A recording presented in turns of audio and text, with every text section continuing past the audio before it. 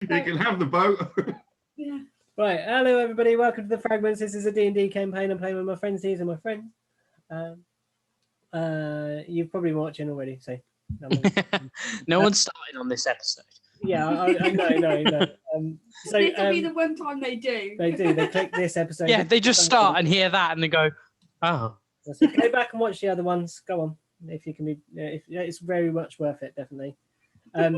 Now, so you're on the sailing for a couple of days, and where we left off, Dante had leapt from the boat that was still unnamed onto a causeway, onto a stone causeway, heading inland to the port of Esterland. Now, he had also knocked an arrow into his bow and was standing there very cautiously due to the silence in the town. So the rest of the guys all came to the side of the boat to kind of look over and help moor the boat. So the crew are throwing ropes over and trying to attach the boat to the harbour in some way. There are many little attachment parts along, little metallic posts in the ground for lashing the boat to. It's wrong that I don't remember any of this. I was really tired last time we did this. So you I don't found. remember landing at all. I'll recap the last episode then. So we found you. You're not the only one. You discovered. Go back and watch it if you want. Go back and watch it. It's very much worth it. So you discovered in the bowels of your ship an invisible tiefling called Elixith. Yeah. You had jumped aboard the ship in hope of who was so inspired by Charles and Serial and Killian that she decided to jump aboard the ship to kind of tag along in some way, but kind of was a bit nervous to join the party. And so she stowed away on your ship, had been feeding the dogs. Well, I say the dogs, the dire wolf and the wolf that you have kept downstairs in the bowels of the ship.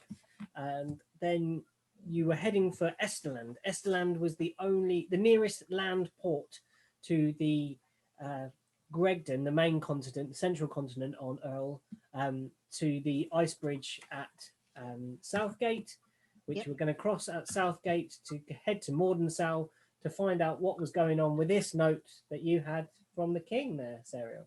Mm-hmm. There was no events after you found her, and she had helped make a raft with Grench Strongfist, and had made a sort of landing craft of sorts, far better due to Eluxeth's help than Grench had expected to make from just some crates and bits and pieces, but with her abilities, she was managed to help you out and guide you forward, being able to build this boat. Then land ho was cried by Flick's pedigree from the mast. As I remember that bit. That's where I thought we ended. No, land ho was cried, and you sailed gently toward. Everyone climbed out and looked to the land, as you've been so at sea for many days now, nearly probably a week and a half, maybe 2 weeks at sea. Supplies are getting low on board the boat, and you were heading towards this port. And as you got there, you realised that it was deadly quiet. There was no one on the harbour. It is dark. It's dark now. You're arriving in the evening. But as we've discussed before, it's never really dark in... And there was a sort of another bit of the harbour that was further in that our boat was too big to go into, wasn't it? Yeah. So there's a section that juts out, which you can see in the here. This is where you're trying to dock. And this is where you have jumped out, Dante, just about here. Yeah. I'm stood there. Harbour wall. There is a thick fog kind of obscuring most of this, like a pea super, as they would call it. Thick, dense fog covering up the harbour. The crew run to the edge of the boat and, as I said, start mooring your as yet still unnamed boat to the harbour. You want us to name this boat, don't you? We should Just- name the it's boat just- and we come back to You the haven't boat. had very good luck. We've got 2 boats now because we've got this yellow submarine as well. Oh yeah. You've got a yellow submarine tied underneath this boat, like somewhere towing behind. And you have this. You've got 3. You've got the sub, you've got the big boat, and you've got this little craft that Grench and Elixir. Oh, your little raft. Oh, yeah. Yeah. So it is actually more of a boat than a raft that they've managed to create somehow. And so yeah, the crew run to the edge of the boat, and Dante leaps off, and that's where we come in, really. So what's happening? I'm looking around, trying to see if I can see through this apparently very dense fog. You can see, as far as you can see from the map, you can see some crates in front of you. Lower down, the far side from where you are, you see sand and some sort of large boulders lined up along the side. The floor is kind of they're very slick green tiles. They are covered in seaweed and seagrass, which is that very, very fine, slippy type seaweed. Mm. Everything's slick, everything's damp, and it's probably to do with the placement of this town. It's in this crevice that kind of cuts into the cliff, like a crack in the land, and then these little houses and stuff have been placed inside there just because the natural harbour in a way, but due to that, it's pretty much underground, nearly damp, dripping. Okay. The sea walls, been washing it for many years, and runoff from the flatlands above the cliff, obviously run into this valley as well. Okay. Do I hear anything? Where you're standing now, you can hear the sounds of water lapping against a hard surface, against the edge of the harbour, all around you.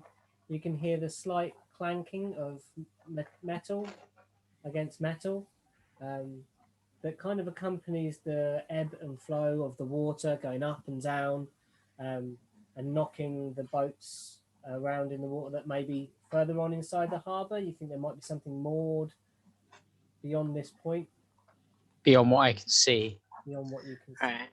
All right. This is a question I didn't ask last time, and it's not appeared on my list, so I've not been given anything. Do I know the amount of charges and the amount of time I can use my invisibility ring for? Your invisibility ring That I stole from our tiefling friend. No, you And don't have know not yet given back. You have attuned to it. Mhm. Does it not say it on the device?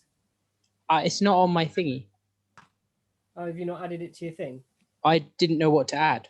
Oh, okay. It's just ring of invisibility, which gives you advantage on stealth, basically. Oh, okay, cool. So we're just for this issue, we'll say just advantage on stealth. Yeah, cool. Yeah. And obviously being invisible tends to help. So, yeah, if you're standing still, no one can see you. Cool. All right, what I'll do then is I will sort of beckon towards people and just go, I don't see anybody. I think we should leave the crew on the boat and the sort of main party, as it were, to go and join Dante on the jetty. On the jetty, yeah. Yeah. What say you, Killian? Yeah. So I was going to go up to the front of the boat, like the very pointy bit of the boat. Yeah. Which I'm assuming puts me further forward than Dante. Yeah, it does. So can I actually see anything more from there? You can a bit. Let's see what you can see. So you see further onto this harbour.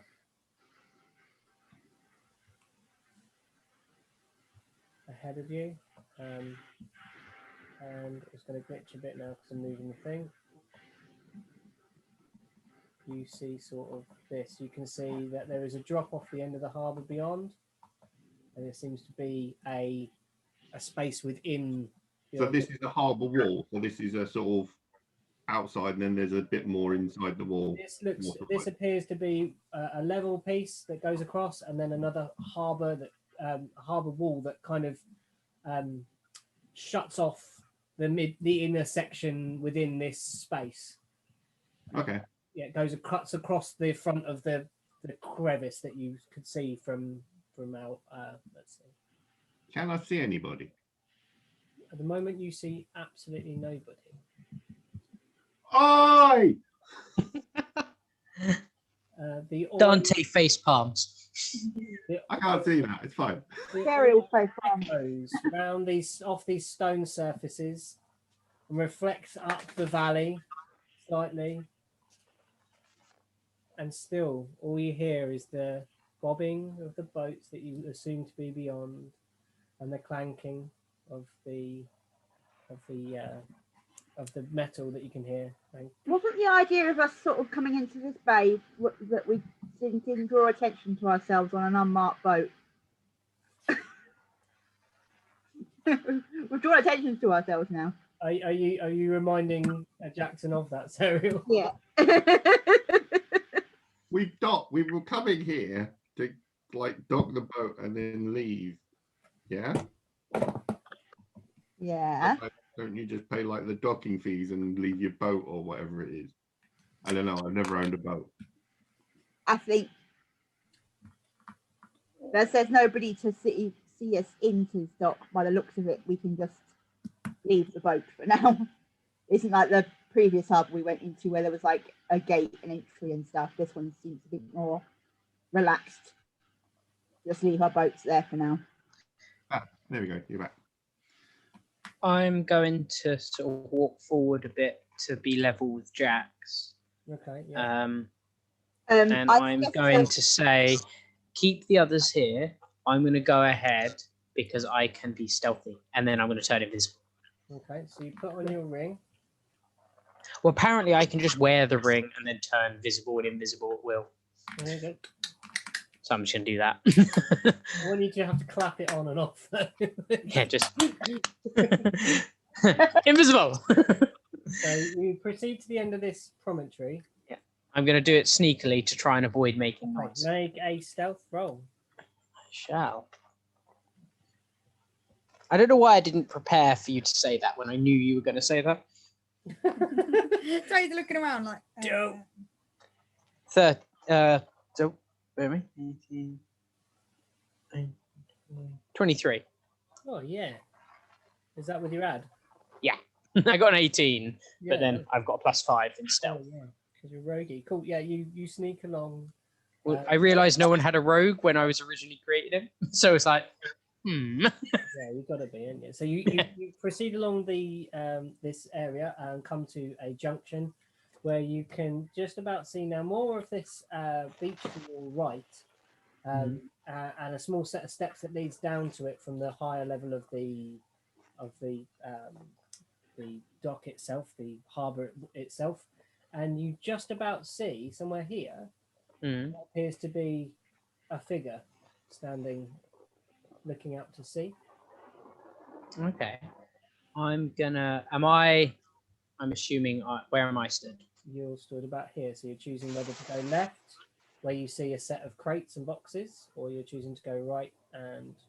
I'm going to choose to go right, and just get to behind the rocks. Okay. So I'm not going to fully approach them, but approach enough that hopefully I can see a bit more, but they still can't hear me. Cool. You are behind these rocks now, and you're still very well hidden. You see the rest of the beach pretty much.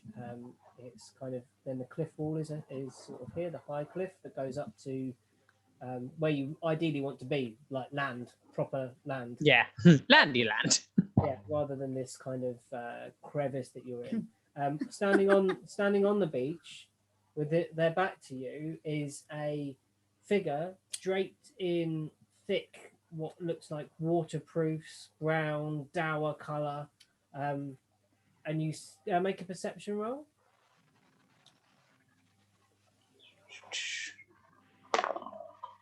That was not as good. 14. You can see that they're holding something in their hand in front of them, but you can't make out what it is. Without turning visible, so I'm going to stay invisible. I'm just going to yell "Oi!" at them and stand completely still. There's a slow turn of the figure, looks over the shoulder, but not at all shocked that there's something sounding behind. Looks over, doesn't see you, but as he turns, you can see that it's a fishing rod Yeah. that's in the hand of the person standing on the beach.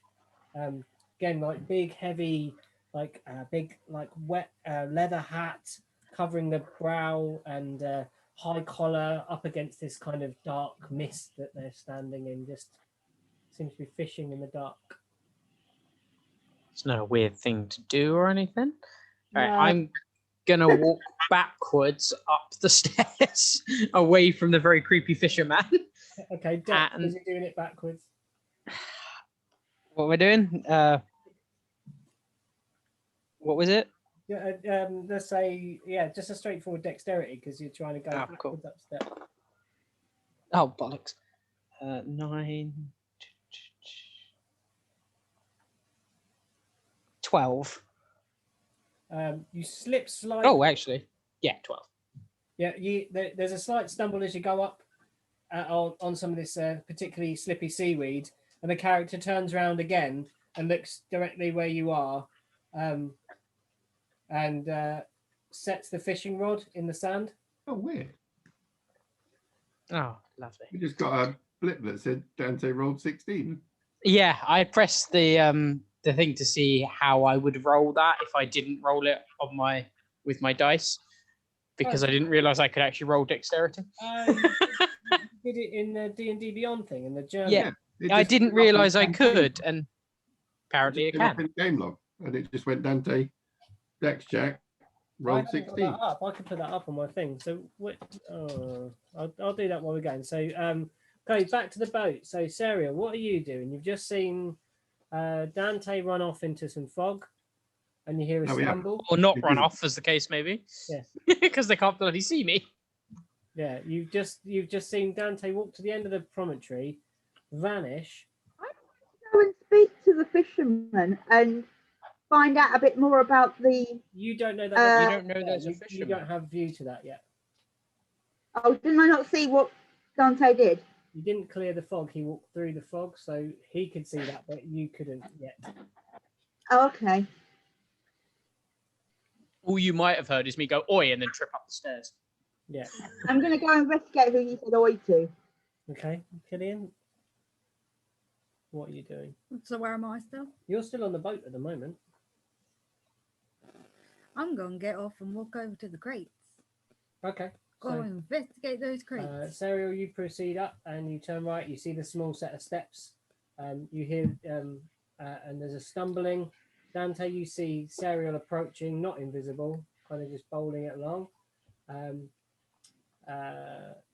Then you see Killian, and Killian walks with you, Sariel, until this crossway point, and then splits off from you and turns to the left. Mhm. And what about you, Jackson? Where are you going? What are you doing? I'm going below decks. Okay. I'm going to go down to the basement. hmm I want to go and see the wolfy doggies.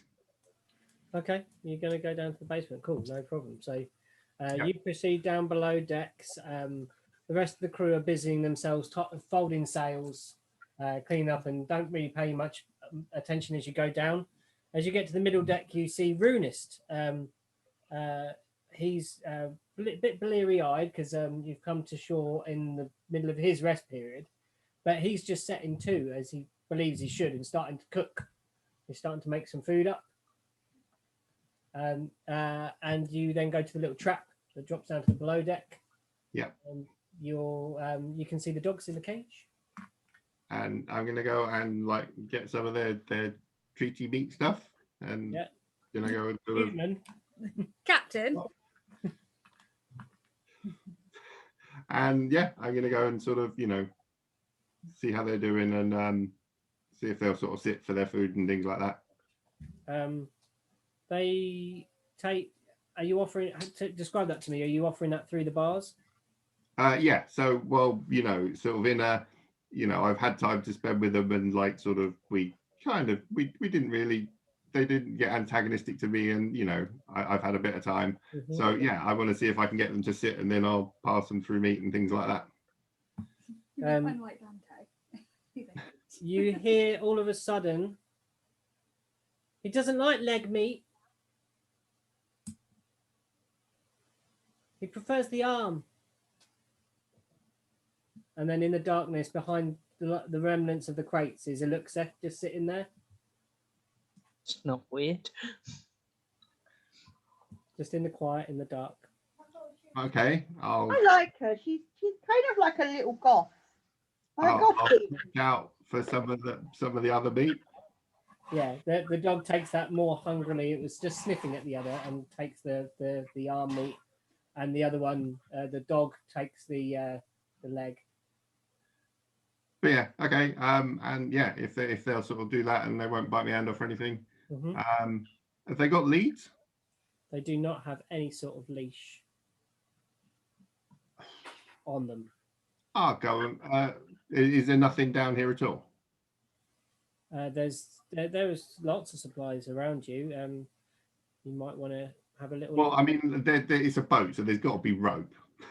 Yeah. There's lots of rope and. So I'm going to go and hack a couple of sort of 6-foot chunks of rope and sort of start making leashes. Okay. So you can be knotting some leashes. Yeah.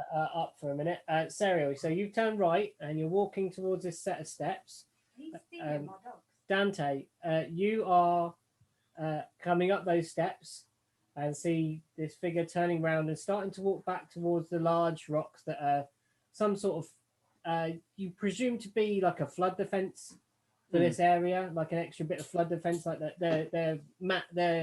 They are not natural formations there. They have been dumped there to protect this area of the beach from the tide and actually create some sort of beach on the outside of the harbour wall. Yeah.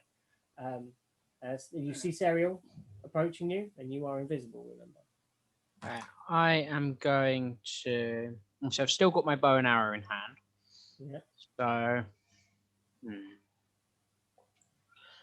Can Serial see me if I turn visible? Yes, she would be close enough to see you, yeah. And can the guy see me if I turn visible? Maybe faintly. All right, I'm gonna turn visible. Yep. You suddenly Quickly. You suddenly see Serial, a ranger appear in front of you. I'm just gonna sort of put my hand out to say sort of stop, and then go. But like mime, there's a guy down there, but do the very exaggerated, just say it really loudly, but not actually speak. I got you. And I'm going to whisper at him, we need to find out more about his land. He's fishing in the dark. It's weird. When you live in Cornwall, fishing in the dark is not weird. It's really not. It's very standard. Yeah, but I don't know that. Dante doesn't know that. He doesn't fish. Okay. He might be able to tell us something. Let me go talk to him. You keep guard at the top of here, on the higher ground. I just sort of nod and go, all right. So you hear a scrabbling as the person's coming over the rocks, then steps up the steps, and you see this leather trench coat, big sort of wet leather hat, almost like, imagine if someone had just put like the top of a mushroom on their head, and the mist is all condensated upon it, this dark mac, and it runs down in rivulets on this body, and then you can see the figure stops as it sees a live figure with its back to you, and then an elf walking towards that character and flips up the brim of this hat and flicks it back and says, "Who goes there?" In his proper pirate voice. If he's got a wooden leg, I'm gonna laugh. Only one hand.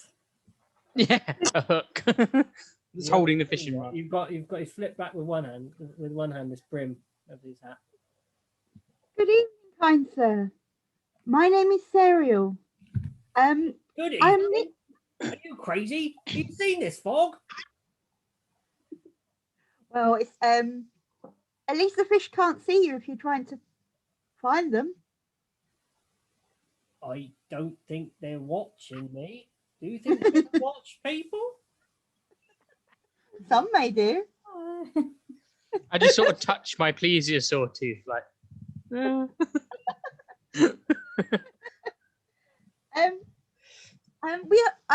new to this land, and I was wondering if you could help me tell me more about the nearest town and which way to go, sir, if you may.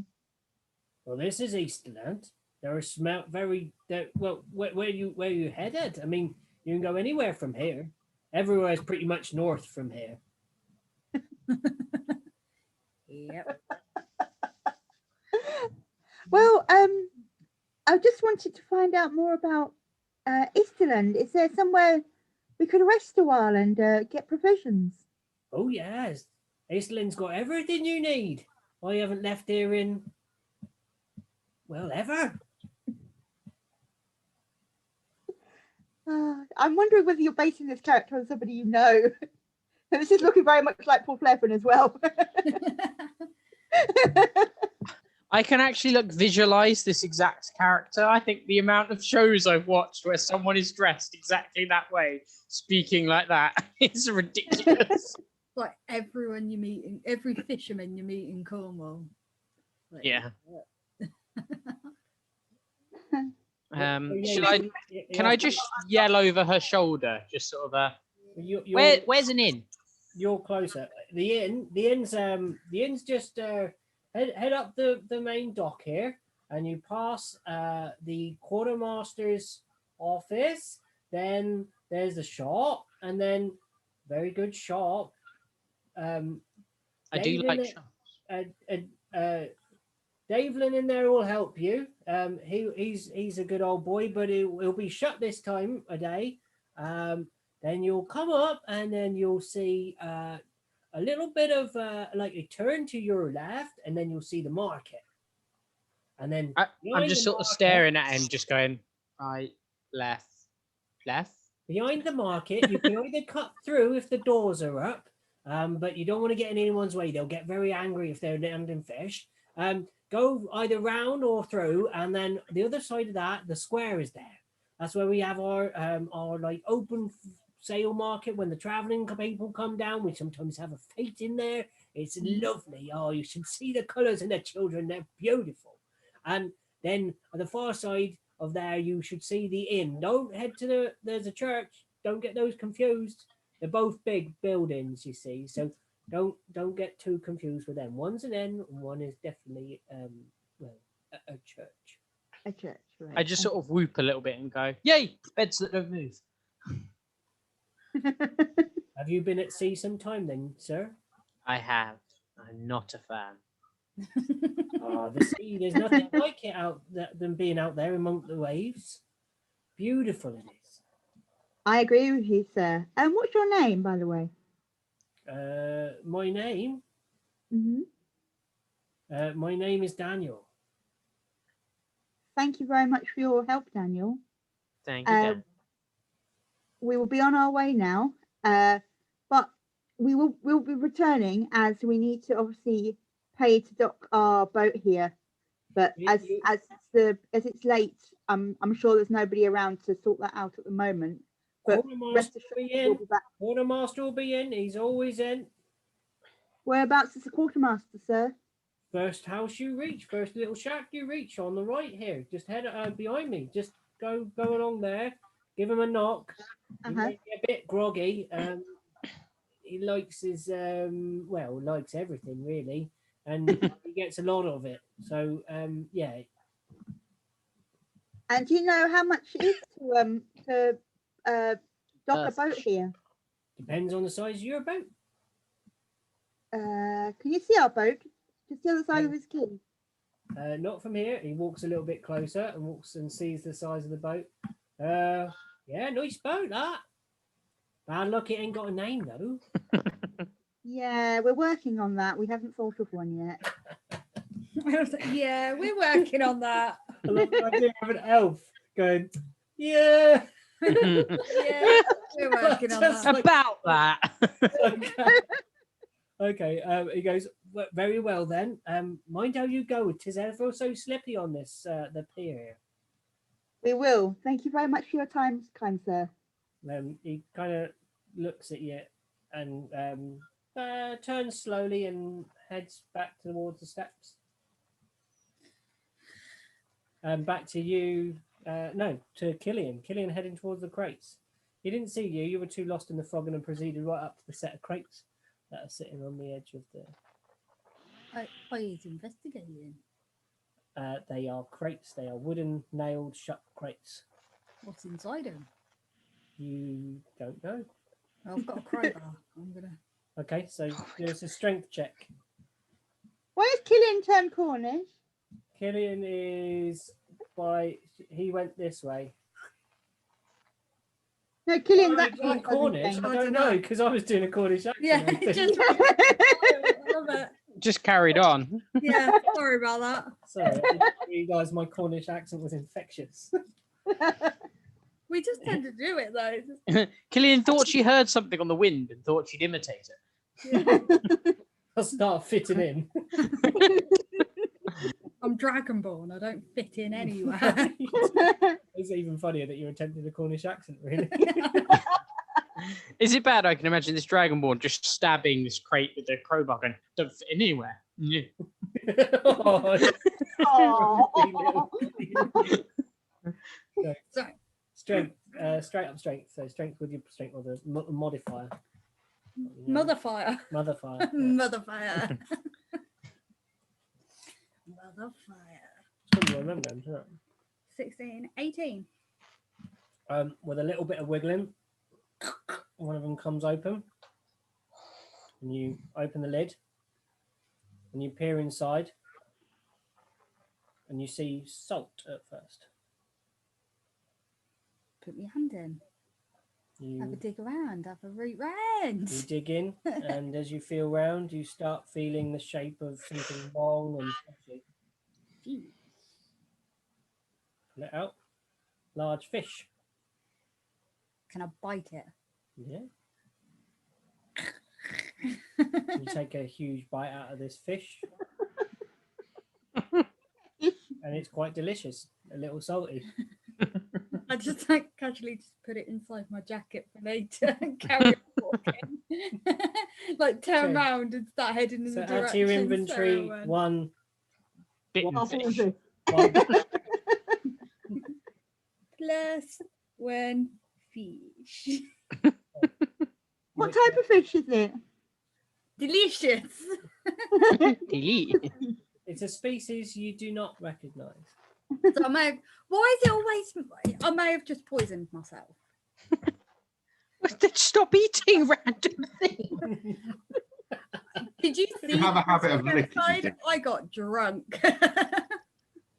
So last time you thought you were Sam and Dean Winchester and decided to lick sulphur off of walls.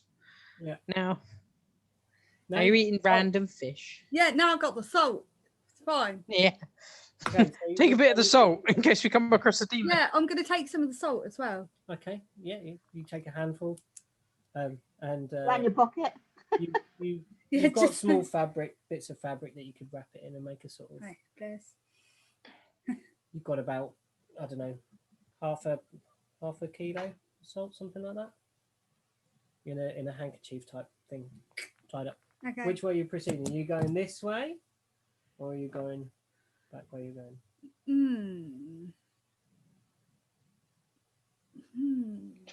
Because you haven't moved yet. I've literally. You might as well go the opposite way to us. With two of us going in one direction, you might as well go the other. Yeah. Split the party. No, but that's the thing. I Ever. don't know. I don't know if that's a good idea. No, it's Killian. Fuck it. Go in the Okay. opposite direction. So you walk along the Screw it. promontory, and you start seeing more of the space around you. I don't think they can see No, that. they can't see that for a minute, which is kind of good because it leads to more and more mystery. So you walk to the end. You are going to see a bit of it now. So. Oh, it moves. And you can see, as you walk to the end, you see across to the other side of the harbour. You also make out, in less of the fog, a large boat The big boat. moored on the opposite mooring, the sort of opposite external mooring Right. to where you are. Right. Okay. And I'll just make this bigger so you can see everything on the screen at once. There you go. Whoa. Ooh. There you go. So it's really weird watching it like on the screen and then on the Yeah. phone because it's just like, whoa. It is really strange. We've got like 3 screens running here. Okay, so Very you weird. walk to the end and you see that. We're going to go back to Jackson now. Jackson, you're in the bows of the ship. You've fashioned some rough leashes out of rope. Do they actually have collars on? No, Okay. they are wolves and a dire wolf. They're wild. They're wild. That's fine. We're sort of, you know, Go wild, go wild. back in the tribe used to have walks, you know. So yeah, I'm gonna sort of try and bribe them with some more sort of little nibbly bits and try and leash them through the gate, through the thingy. Literally, the captain's nibbly bits. You approach the cage. The wolf is just more interested in the food and kind of ducks its head. The dire wolf, with its keen sense and intelligence, looks at you and takes a step into a defensive posture and raises its lip. The dog, seeing this, follows suit. The wolf does this following suit. Well, you could stay in the cage, or you know, you could have little nibbly bits, and then we can go for a walk. You're not using speak with animals. No, I'm trying. You know, I've got animal handling, so I'm trying to, you know, calm them and. Okay, do a check then. Go give us a check on it. Like you do to a dog when you talk to it and go, I have no idea. If you Yeah. As understand long what as you're I'm in a saying." calming way, it sort of seems to get through. Because of my rune, I get advantage on this. I was gonna say, not with our dogs. 12. They both take up growling, and with your make an insight. Insight. Yeah. 17. You get the feeling that due to what Serial had told you about them wanting to be on land, which you discussed in the days that passed after finding Elixir, that they do not want to be on a leash or tamed. They want to run riot. They want to be wild. Okay. And well, I'll leave them be, and I'll go back up to my little cubicle bit and collect up my stuff. Yep. Cool. So you gather your stuff and you end up on the deck of the ship, Sorry, to looking shush at this green slimy harbour. Now we're back to Dante and Serial. I turn to Serial and just say, should we go tell the others we found somewhere to stay? Yep, that sounds like an idea. Oh. So we turn back towards the boat. Can we make out, as we're on that corner, can we make out Killian by the boat? By the Killian's too far off in the fog for you guys to see. The fog, if you look at these hexes, yeah. a view of about 3 to 4 hexes. Like 4 is kind of lost in the fog, so at the moment. Okay. We'll start heading back, and then I head back to the boat because I don't know that Killian's wandered off. Yeah. So I'm just going to head straight back to the boat and go, oi, I found somewhere to stay, but we're going to have to pay to park the boat. Okay. Yeah, next to yeah, Jackson. the- Shouting up at Jackson. I'm just yelling at the boat. I'm Get assuming money someone from the stood up stores there. then. Parcel says, "Very well. You should probably speak to Master Killian about that." Where is he? I don't know. Saw him go on there, and he took a left past some crates, and then was lost in that fog. So You he want wandered money off. from you want the money from the stores then? Yes, we will likely need some money. All right. And got money apparently on it. there are things, apparently there are markets and things we can buy, and I want to buy things, and I'm just like, yay. Okay, so Well, in your Killian and I have money on us, and I think where is the our lovely pigeon friend at the moment? Charlie, Yeah, you haven't seen him. we haven't seen Charlie. He's He's He's fluffing his feathers. He didn't come up to the deck when Land Ho was cried. Sergio, someone wake up the bird. All right. Well, I'll have a look when I go back down and get the money out of the stores. I think. I'll bring anything you want to sell. Are you holding your money? You got your money. No, I've got my- money on me. The 100 gold is in the stores. Yeah, there's what we stole from the goblin. No, Yeah. the kobold, sorry. Okay. We've got me and Killian and Charles have all got money on us. Okay. Yeah, cool. I've got a little bit of gold, but obviously we don't know how much, but that 100 we can then split between us and then spend that as well, I'd imagine. Okay. So you go downstairs, Jackson, Yeah. and you go to the little cubicle that you know to be Charles's, and you make out the shape of someone under the bedclothes. I'm gonna poke on the way past because I'm going to the stores at the wash section. Not pausing, you know. I figured I'd give him a chance to wake up on the way back. Sits up. Who did that? What's going on? Well, we thought we'd gonna go and have a chat with the people at the dock, The dock? What dock? the one that we're docked at. We're at a dock. Where Well, are you? assuming that you and Dante can read a map, we should be at Esterland. Well, that's where we were heading. Yes. Well, I'd better get my things. You hear him busying about getting himself ready, putting on his cloak, putting on his armor. He seems flustered this morning. I thought he didn't have any armor because we let it Oh sink. no, he I was gonna doesn't. He's say. just got a cloak. He's just putting on his cloak, changing his underwear. Killian got kinky and cut it off him. Yeah, cut off his body.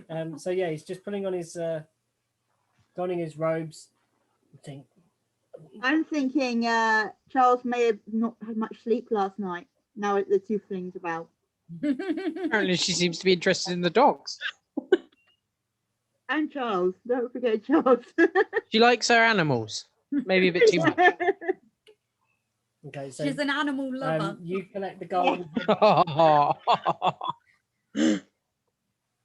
You head back to the deck, and a few moments later, Charles joins you on deck, just sort of trying to flatten his feathers out, trying to sort his little blue feather that always sticks up in the top, trying to get that to flatten down. Is that a problem? What? The feather that's poking out funny. Well, it's more. It's not just one. It's several feathers that seem to. It's since I've been wearing like clothes like this, more concealing clothes. Every time I'm ecstatic or something, I don't.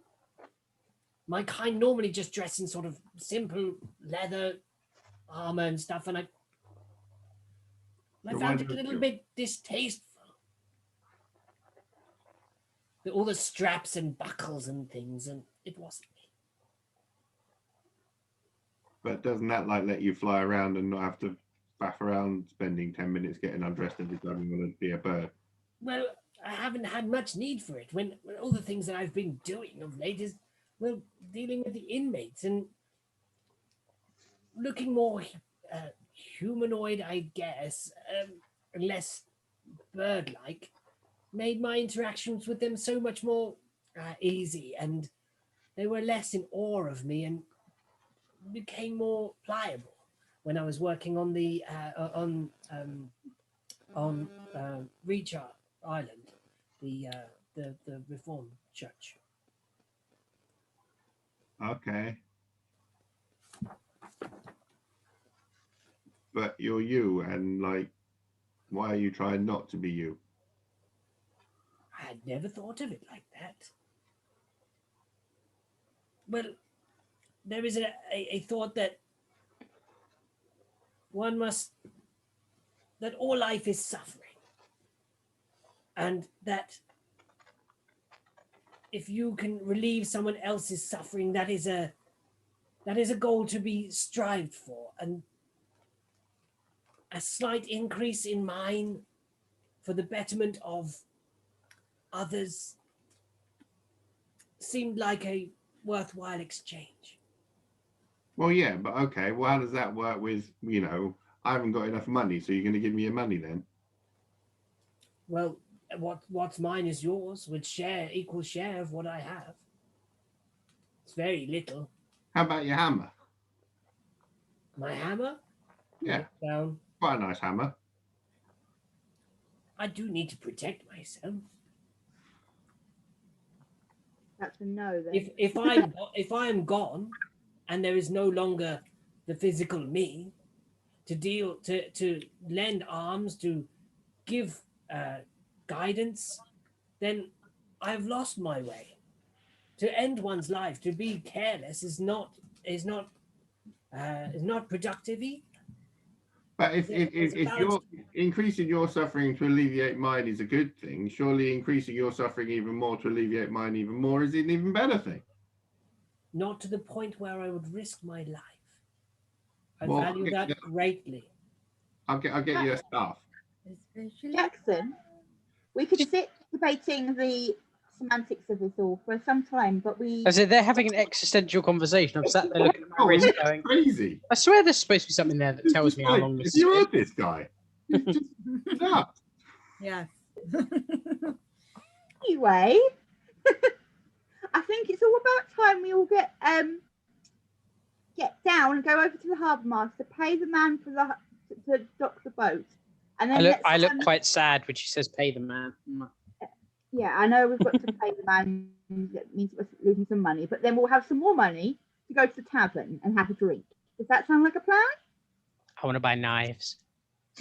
We won't buy knives. We buy a drink first, And and then knives to the market in the morning. Have we got a gangplank? Or do we just jump off? I just keep jumping. Yeah. The rest of the crew have lowered a gangplank since then. Okay, that's cool then. I'll go down the gangplank. You see my dice rolls. I'm not risking jumping off of there. I'm so going to go between the boat and get squished between the wall and the boat. I'm going to go down the gangplank. I'm sensible with this. You move onwards and come across the steps that you saw. And you remember I can't see the corner of the map because we're in the way. Yeah. We get off at the beach. Oh. Okay, I'll scroll it across. Hold on. Has Killian made his way back yet? Killian, you're at the end of the pier. What are you doing? Coming. I'm going to go back to the cross and wait for them there. Okay, so as you reach this cross and head further, you see Killian, and you proceed together, and you see a small, low house with barrels outside and reams of rope, outside it.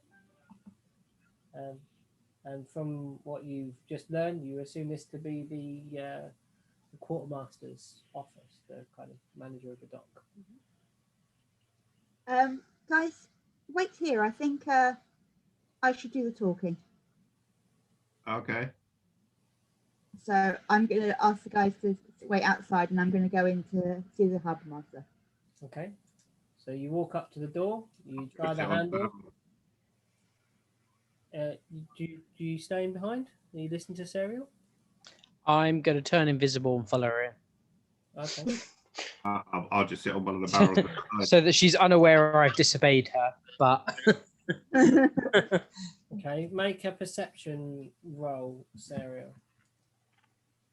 Ooh, I think my phone's gone to sleep. It has. Bear with me a You minute. follow Sarah. I thought Killian was the mouther, as the one who tended to get the best deals. No, she's just the most forceful one. I'm the negotiator and she's the Just Awful one. intimidates everyone. Yeah. I scare the shit out of them. Believe it or not, You are a humanoid dragon. yeah. Gives you some And sort what? of. Tends to be intimidating.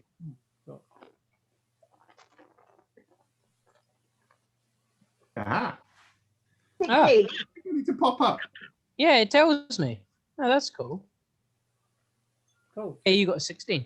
16. Okay. I haven't got that up. I haven't got D&D on the phone either. I got an 8 and then a 16. I don't know. Okay. I don't know how you get them to pop up.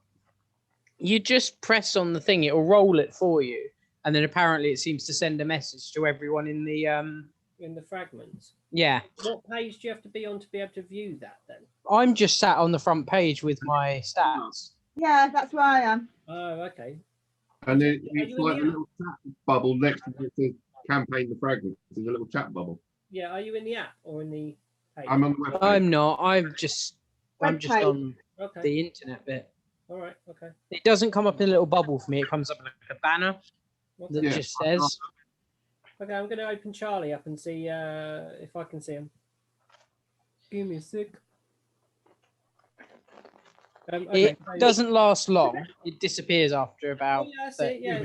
But you You can can click open it. up You and can see click it in the and it log, pops up. in the game log. Yeah. Can you? Yeah. How do I do that? So the Just game a log is little a little red chat bubble next to it says campaign the fragments. Oh, yeah. Oh. Cool. People, that's optional, by the way, so you don't have to do it through D&D. If you prefer your actual dice, please use your actual dice. I do like my actual dice. Yeah, yeah. I don't have actual dice. I have to But use then my dice have been mean to me recently. So if they continue to be nice like they've been today, I will use them. If they stop being nice, I will. Cursed math rock. Yeah, you try the door. Sarah, Killian, stand still. You don't look behind you as you proceed to the door. You walk boldly up to the door and you try the handle and it doesn't open. I'm going to knock, not quietly, but not forcefully. Gentle knocking. Duck, duck, duck, duck, duck. I'm just going to lean on the wall next to the What door. tune are you doing? Are you going or what? That one, the classic. Are you home? Do the Sheldon. Quartermaster. Quartermaster. Quartermaster. There is no. Quartermaster! Quartermaster! There is no response at the first gentle knocking. I'm going to do it again. A bit louder. Quartermaster! Hello, sir! Quartermaster! Nothing. Well, I need Killian next to me to go boom, boom, boom. Okay. Like, When that's she it. when she turns around, I just reach past her and smash on the door. I'm like, whoa! Jump out of your skin because it's suddenly the door is knocked back. It would appear. Invisible forces. I chuckle to myself next to her. You turn to the point of the chuckling and Dante? realise that there's a person next to you. Dante, is that you? I turn visible and go, hello. I really like this ring. You've got a new toy, I see. I nod like a child who just found their favourite toy. I roll my eyes and but I say, thank you. You hear it. Oh, what is it? I turn invisible again. Coward. You hear coward at you come up the dock. Standing there bold as brass. I'm just just stood there watching everything, just arm folded like coward. And Dante gives you a rude hand gesture that you can't see. I just raised one eyebrow. I know what you're doing. good evening, sir. The door isn't open yet. Woken you. But we've I did try and knock quietly. We've I'm just trying to kick the fucking door in. Hold on. Now get off me. Get off. Oh God. Oh. And you hear kind of stumbling. You hear stuff falling over. Something breaks. And then you hear like a set of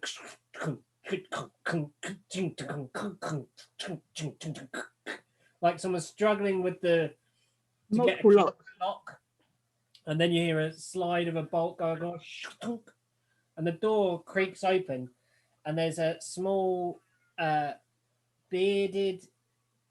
Where you were looking, you don't see anything. Like at your height, you look down, and there is a really scruffy bearded, long-haired halfling, like wrapped in a kind of a sheet, and you presume to be absolutely that is the only thing it's wearing.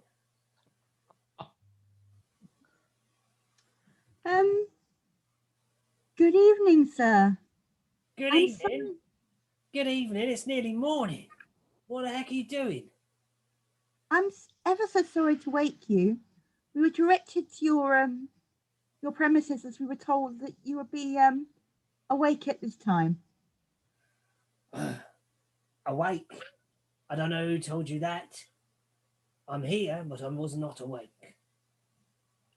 We're ever so sorry to have woken you. We've just arrived at the port and would like to play our duty to dock here. Hey, you see at this, his eyes light up. Why didn't you say so? Give me a few minutes. He flings the door open and turns around and walks.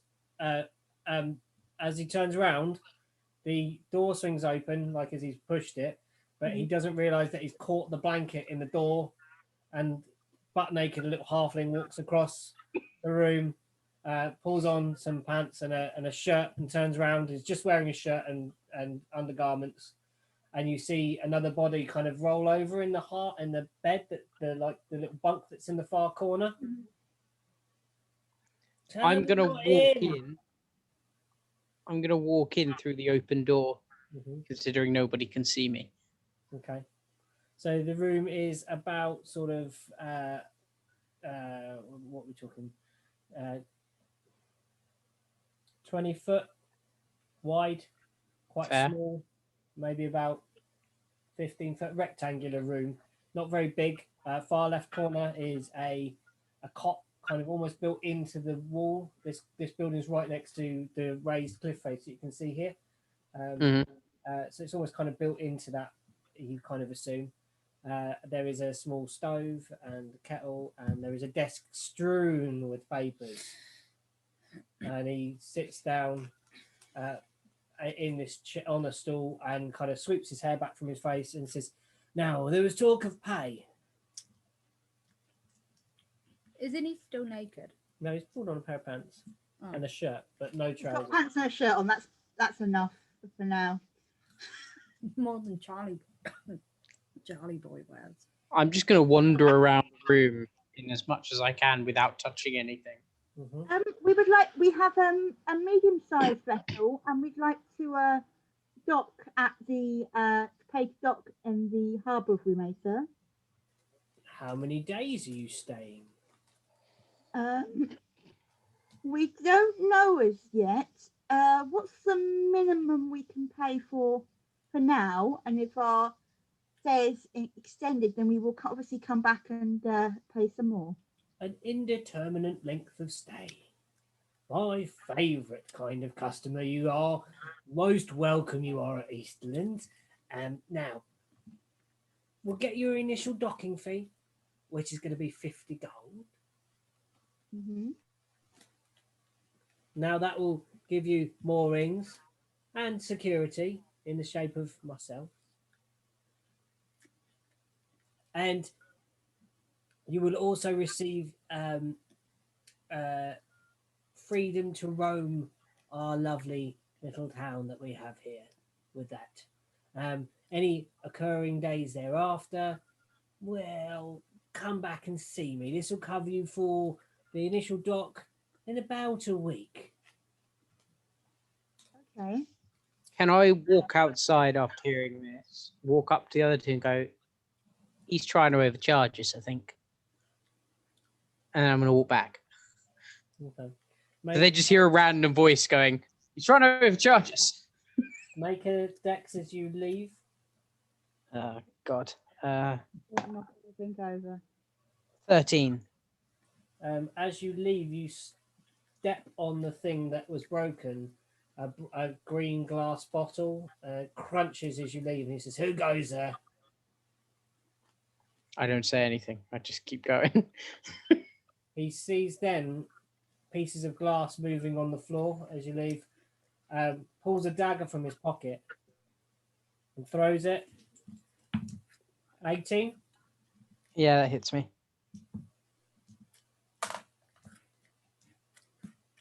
3 damage in your arm. Yeah. I'll serve you right for sneaking about. Can I pull it out and throw it back? Okay. Except I might throw it in front of him, so like at the table. No, we're not gonna antagonize the harbour master. He's looking after our boat for us. It's what He Dante- just stabbed me. It's what Dante does. You-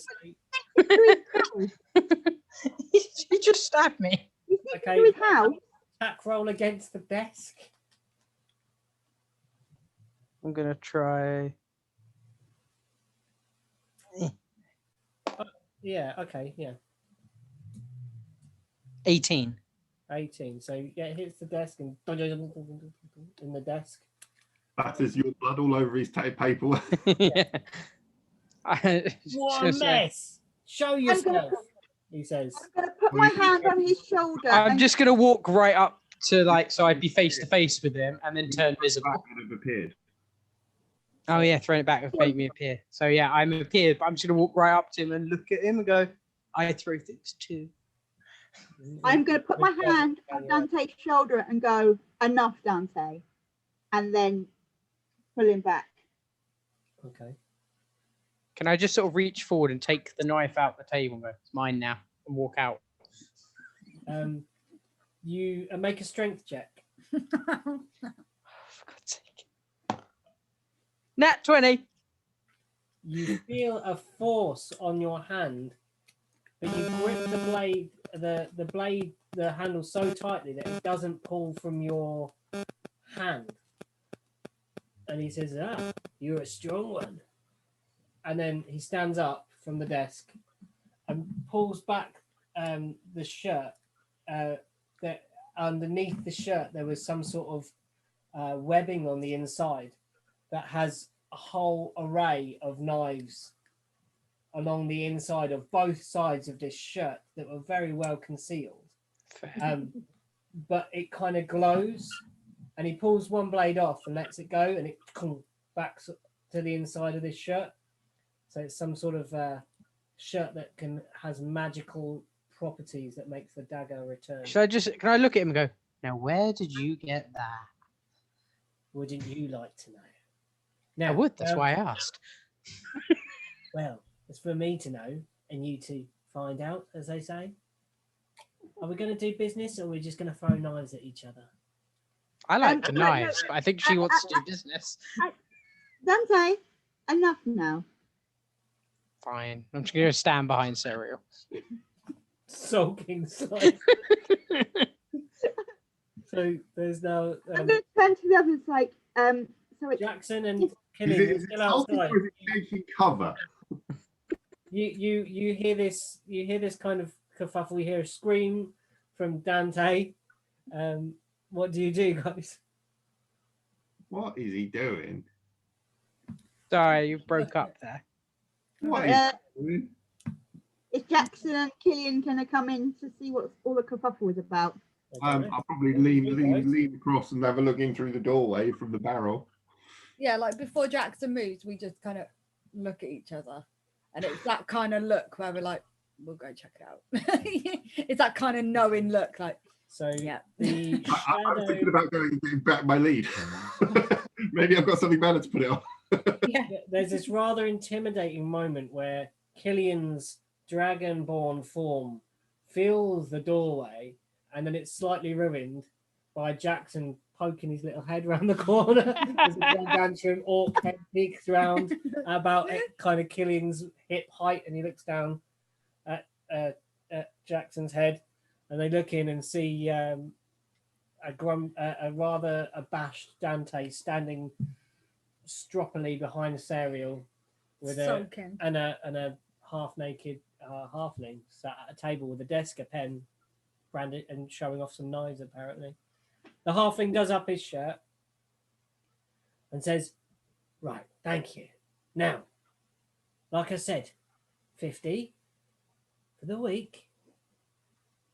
You stay here. Anything after that, we'll come to some sort of arrangement for that. The longer you stay, the cheaper it will be, obviously, but I need some sort of guarantee, a down payment possibly, or I don't know, a guarantee of a ship."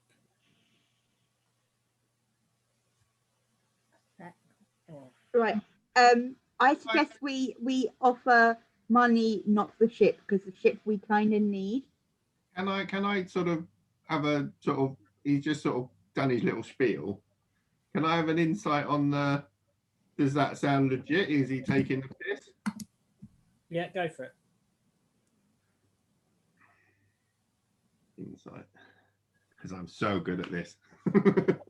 The orc is doing inside. Oh, 20. I rolled a 19. Oh yeah. You think he's probably overcharging by about 15. But he's charging 50, isn't he? He's charging 50, so it should be around 35. 35. You know, it's not that big a boat, right? Do you want to come and have a look at it before you set your prices? Are you on the outer dock, I presume? Because I didn't hear any of the bells go off to say you were heading into the little harbour. You turn around and he's gesturing to a set of brass bells that are above the desk that are attached to wires that go outside.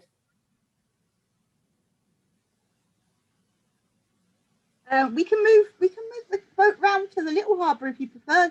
It will fit. I don't think it would fit, did it? When we were coming into dock, I don't think it would have fitted in there, did it? It would fit width-wise, but you don't think the depth would be there, not on the big. You've also got a big boat underneath us. Oh, okay.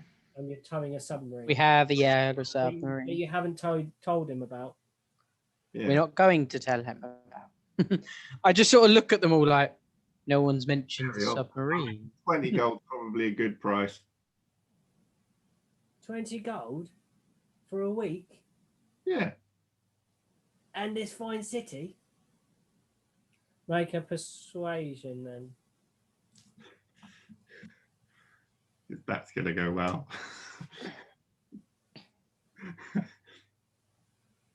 Persuasion. I wished I'd killed him and taken that shirt.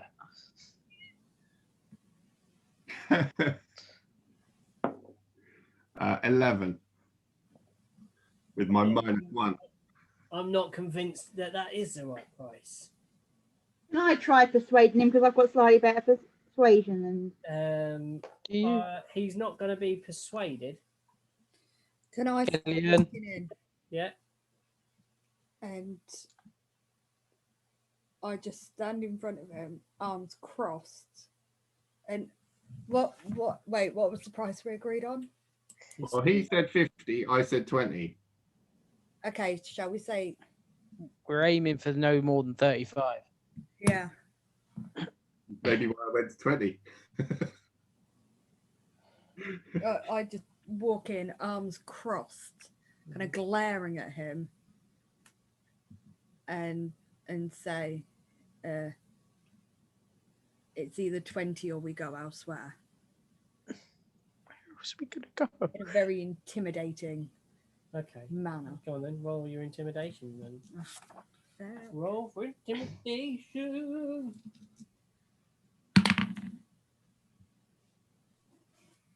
Is that a 3 plus what? 5. A An 5 and 8. an 8. It's 8. Oh, yeah, with the plus 5, it was an 8. He looks and goes, my scaly friend, as tall as you are, and as burning and as lovely as your eyes are, I said 50. Now, you say you're going to go elsewhere. Where are you going to go? I just turn around and walk out. So I head back to the boat. Okay. I'm like, fuck this, I'm gone. So, I suppose I could. Can I just go? I suppose we could just float the boat in the mouth of the harbour so no one could get in or out. You're welcome to try. Yeah, he wasn't intimidated with that either. No, I wasn't trying to intimidate him. I was suggesting. An interesting idea. And what's your game plan then? To block my harbour? We don't have to pay you because we've not used your dock. We're floating a boat in the middle of water. It's perfectly legal. Well, that's where very, very funny mariner law, my friend. It's the law of the sea, which is whoever has the bigger boat wins, or the bigger guns wins, or the bigger whatever wins. Can I just say, or the bigger sword and draw my sword? And just sort of stand there with it sort of balanced, so I'm standing holding it, but like it's point down. He reaches a hand towards a rope that's also attached to this system of bells. Oh, let's go and get the guards now. Come on, we were being all nice. He Trying to holds- negotiate, and now he's holds going down to the go bells set and he says- everything. And he says, I'd rather do business than do murder today. I It's say, very early in the morning. give us a fair price, and no one needs to have any problems. And what Can would I? you, pray tell, is a reasonable price? Shall I? 35? I was going to say, yeah. Does anyone else want to cut in with the price? 35? 35. I'll settle with you at 37. Then I disgruntledly say to the others, I think that's the best we're going to get. After all, I just Dante nod did, and then after put all, my sword Dante away. did break his bottle. Okay. I'm going to nod and put my sword away. Actually, then Dante didn't break his bottle. The bottle was already broken. Dante. I just trod on the broken Oh, remains yeah, but he and did then sneak threw a between dagger us at his table. and threw it. Yeah, so sort of damages. It's not too bad. Attack. So, can I ask the five of us if we can all pay towards Well, I'll just the? take that as Why don't we just take it out the joint? and I'll start counting out.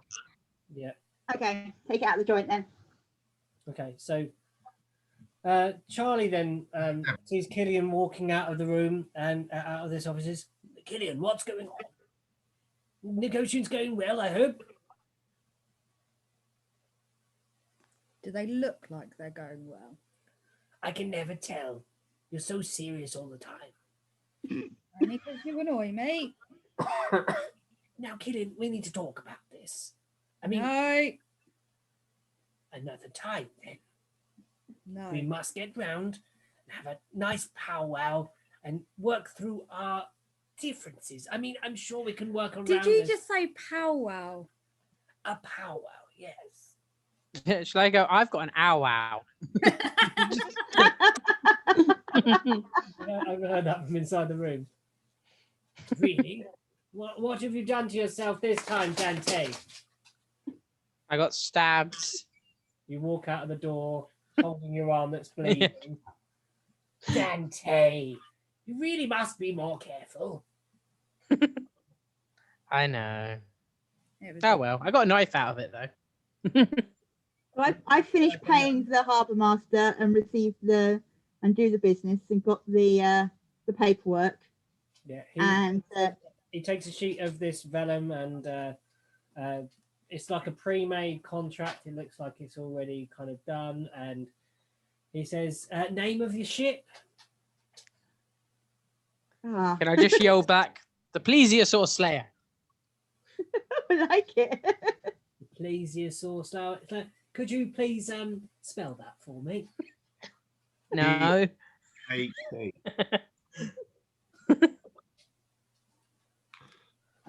I'll just put P Slayer, and he writes P-E-E Slayer on the docket, and hands it to you. And he then gets another blank vellum and lays it on underneath and pushes on it. And as he pushes on it, he mutters something, and it's duplicated on the one atop. Uh-huh. And he hands one copy Nice. to you and has the other copy, adds it to this big spike that looks like it could have been maybe a rapier at some point that's on his desk, or the next bit of paperwork on the inside of his desk, it looks like. So you're now docked. And the body turns over in the bed and says, "Who is it? Can you tell him we're not in?" Groggily from the bed. "I'm coming in a minute. Just stay there. I'll be with you in a second." Can I just poke my head back through and go, seriously, where did you get the shirt and how much was it? Well, being in the business that I'm in, being a harbour master, I see a lot of trade coming through here. Interesting trade. And when people have been a little too interesting, or maybe were too interesting and didn't want to be interested in, there have been bargains made. If you've got another, I will buy it. Or I'll buy that. I do not have another. I hear that they quite popular elsewhere. This kind of Dante, I don't think he's going to sell. I know. But now I want to know where to get one. Come when you back meet and see me another day, and when you've maybe tidied up your arm, you're bleeding all over my floor, and that's rather annoying. So Dante, I think it's about time we leave, don't you? And I put an arm round a forceful yet. like that drunk guy at the pub, Yeah. who's like, "No, come on, come on." Yeah. So you leave. You're now standing outside the dock. It's still very, very dark, and the fog is still in at the moment. I suggest to the others that maybe we should head in towards the square to see if we can find this inn. Are we going to give them paperwork on the boat? Don't think we have to leave it on there, do we? Now we've put up with the harbour master and providing what's the word? Charles says, so are we leaving Grench and everybody aboard? Yes. Yes, they'll look after the boat for us. They've done it before. Do you not think they deserve a little shore time also? Well, Charles, if you want to go back and see what they want to do, you're more than welcome. We'll wait for you here if you like. I can do that. I think they've worked incredibly hard for us. With the only pay is in sustenance and their living and being actually alive. And even though that is obviously very valuable, I just think that they want to get their feet on dry land. Well, do you want to go back with you, or are you happy to go back on your own? I will arrange a rota for people to be able to take some shore leave, wander around, find out about this fine city. Mm-hmm. So Charles potters off and takes the paperwork from you Mhm. to go and put on the boat. And he reads it. Are you paying them? Sorry? Pay them? I'm Who asking. Yeah, we paid the harbour master. Praise the harbour That's master. 37. Do you pay the crew? No. No. So they just work for free then? They work for food. We've already established this. This is what Charles has just said. So what's the point in them going to town because they haven't got any money? Well, let them do whatever they want, and we just won't mention the fact that we've not paid them. Okay.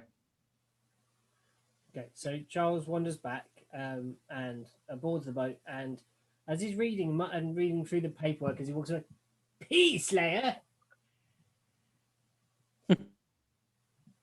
Mhm. is that really what we're calling the boat? Apparently.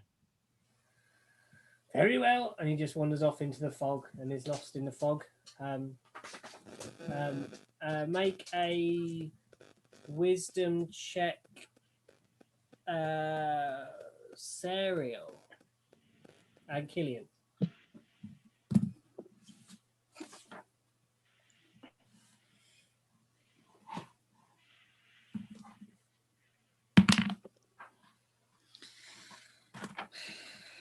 Oh, it just turned itself off. Yours? I don't want to talk about it. Okay. Was it 3 plus 1. 4? Okay. It's you. Pack it in. I thought it was the dog. Sorry. I was about to tell him off, and he's laying up there peacefully. 17. The child. You get the feeling that now on land,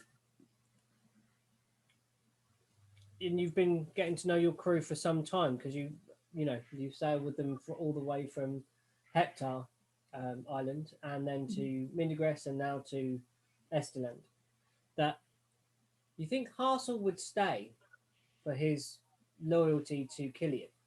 Mm-hmm. You also think Flix would be willing to stay with you on board the ship.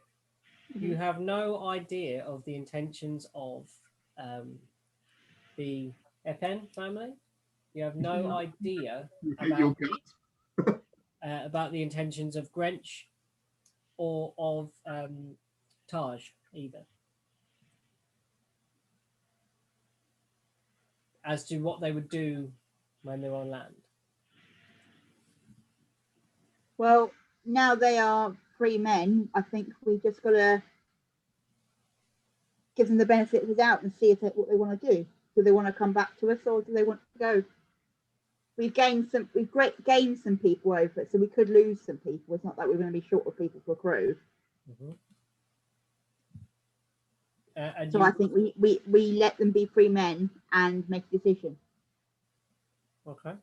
So that's what you're thinking to yourself. That's your internal monologue that you're having. Okay. Do you express that to anybody else? I have a conversation with Killian about this. Okay, so you're walking. Where are you walking, guys? Or you're standing there, or what are you doing? Or you're standing by the boat at the moment. I know where the inn is. That's where I want to go. Okay, yeah. We're just going to put out what we're going to do about the boat first. Actually, why are we going to an inn? The giant elephant person's cooking us food on the boat. Yeah, he is. Oh yeah, he is. Forgotten And we about have that. beds on the boat. And Only Jackson knows that. that's true. So I go, I want some food. There's an inn. And then Jackson says, And where's the inn? Up there. The strange fisherman in the dark said so. and Jackson says that French is cooking on the boat for us, don't you, Jackson? Not if he doesn't want to. He might want to stay in a bed. Just not tell us about Gretch. He gets very sad when we don't turn up for food. Oh, he said he wanted to go stay at an inn, so I'm like, well, that sounds good. Let's go there. Okay. I nod and go, apparently it's up this way. And I just You start wandering off. start headed inland, and you come across the next building along. Can I just confirm what we're actually doing about the people on the boat? As you're We walking, mustn't you do it start with Killian. speaking to Killian and Serial, and what do you say? Killian, Yeah. I think it's only fair we give the others on the boat a chance to make a decision about whether they want to stay with us and continue on a journey with us, or whether they want, now we're at Esterland, whether they want to go and make their own way. They've always been free people. They've always had the choice on whether they stay with us or not. We have never forced them. This is true. Do you think we need to go back and talk to them, or do you think we just leave it and see what they do? I mean, we've got extra crew now. I think would be okay. I can let them decide. Okay. Okay, so you start making your way up. Then- Oh, sorry, go on. I was just going to say, we let Jackson and Dante know that what our decision is about the others, basically. I just sort of go, cool, and wave at them because I didn't really care. Jackson, And you're what? like, anyway, in. Go on. In. Beds that don't move. Ins. Sorry, go on again, Jackson. We lost you there a minute. Okay, well, they're your crew. Okay. You know, I'm surprised they don't want to get paid. As you proceed up, you you see your first building on your right. It has a large anchor above the door, and has make an investigation. Anyone who wants to have a look at it? I'll have a look. Okay. I'm going to try and use this thing. Not 20 or a total of 20. I got 6. So Okay. I got a B. You peer at the I've got 22. okay. You got a B too. We Right, it comes up.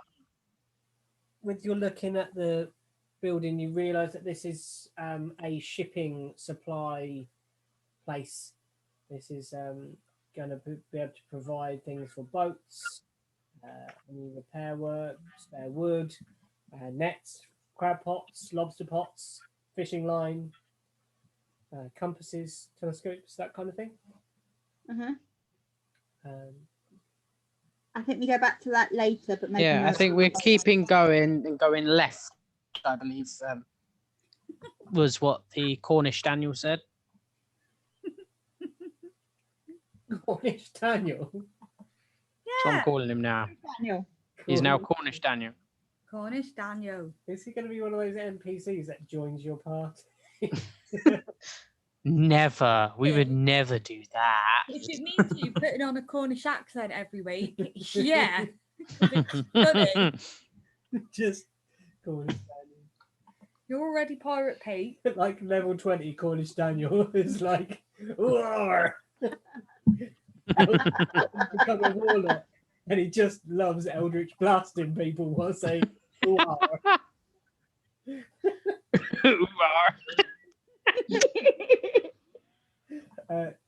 So you come further up the pathway, and you start seeing some low dwellings.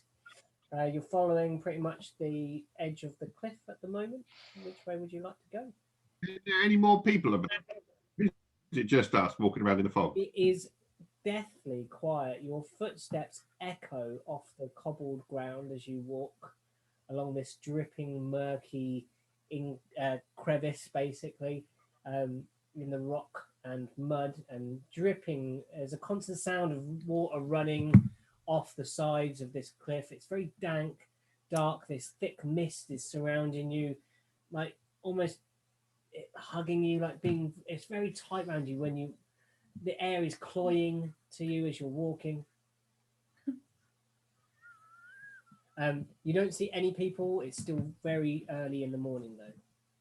I think we aren't we meant to be bearing left up here? I think that's what the Cornish Oh, Daniel said. Cornish Dante, Daniel.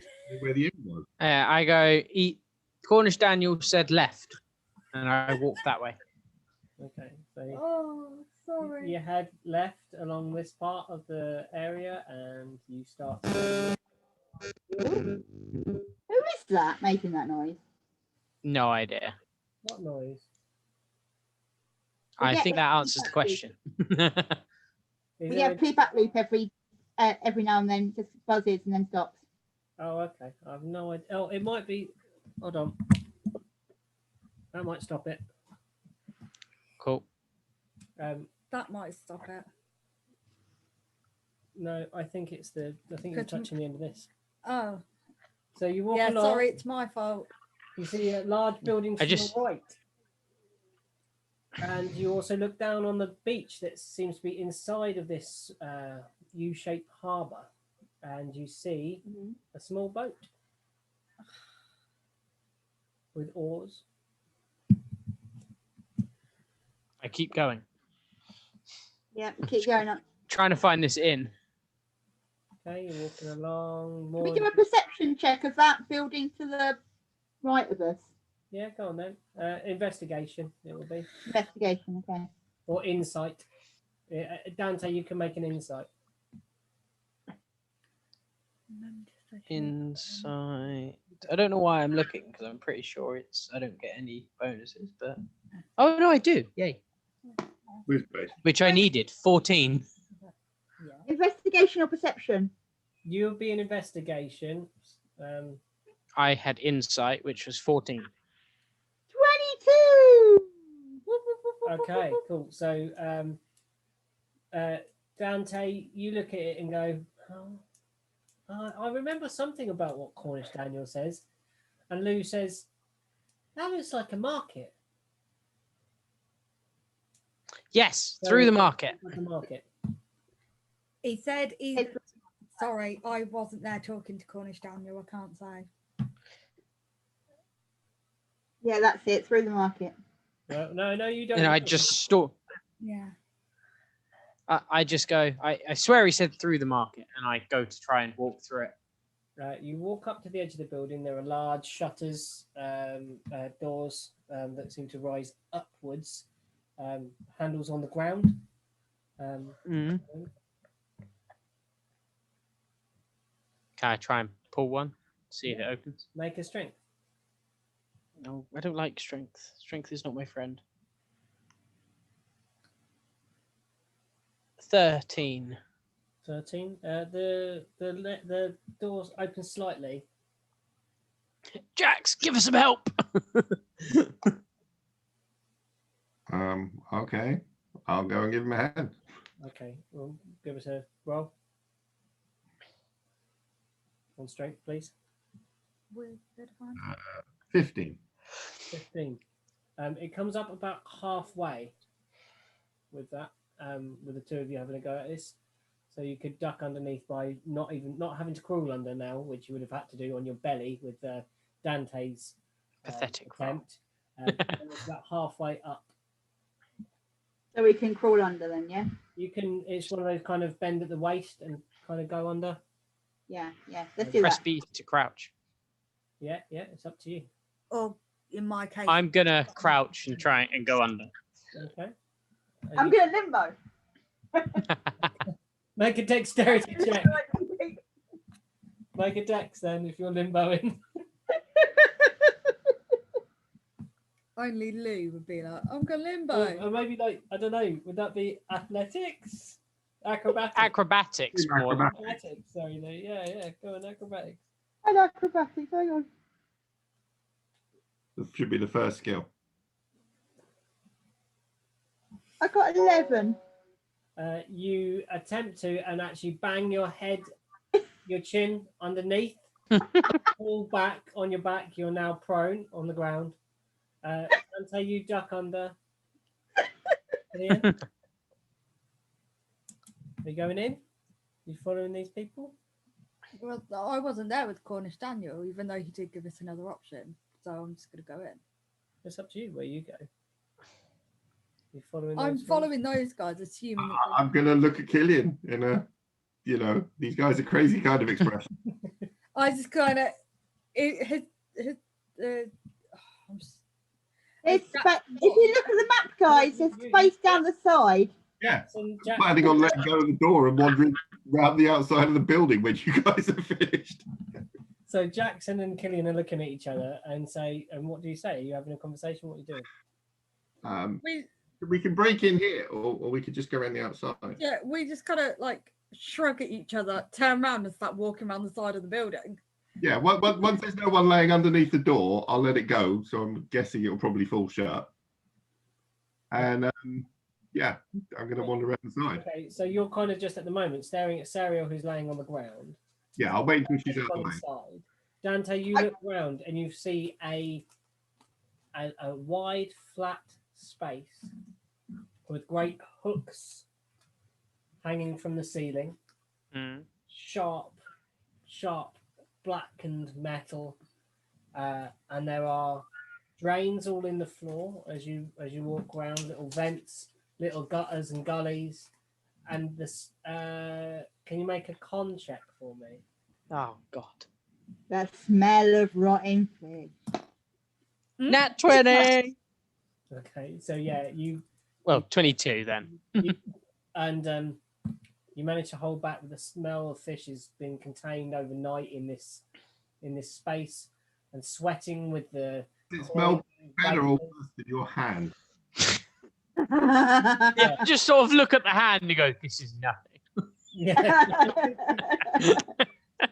the variation of smell differential between Grench Strongfist's musk is nothing compared to the stench within this place. And you look around, you just see these hooks hanging from the ceiling. You see a set of scales at the far right-hand end as you entered from the front. This sort of you enter going northerly, and it's to the right-hand side. There's a large set of scales, and there's also a set of doors, exactly the same. They've just come through, but the other side. I just go, I found the exit, and I go towards those. Okay. Just leaving Yeah, her on the floor. Yeah, I haven't turned around. I didn't even see her bang her head. I just like crouch down and push Serial away from like under the door, so she's like on the other side of the On the shutter. inside, Yeah, so Jackson can then just let it go and then it close, and he's not going to cut her head off. Yeah, I'm waiting until there's no one in the doorway, so you know. Yeah, I'm helping Jackson out. I don't care about, no offense, I don't care about Serial. I'm helping Jackson out. Jackson's the one there like, holding this door open for everyone else to get under. So One, no one said thank you.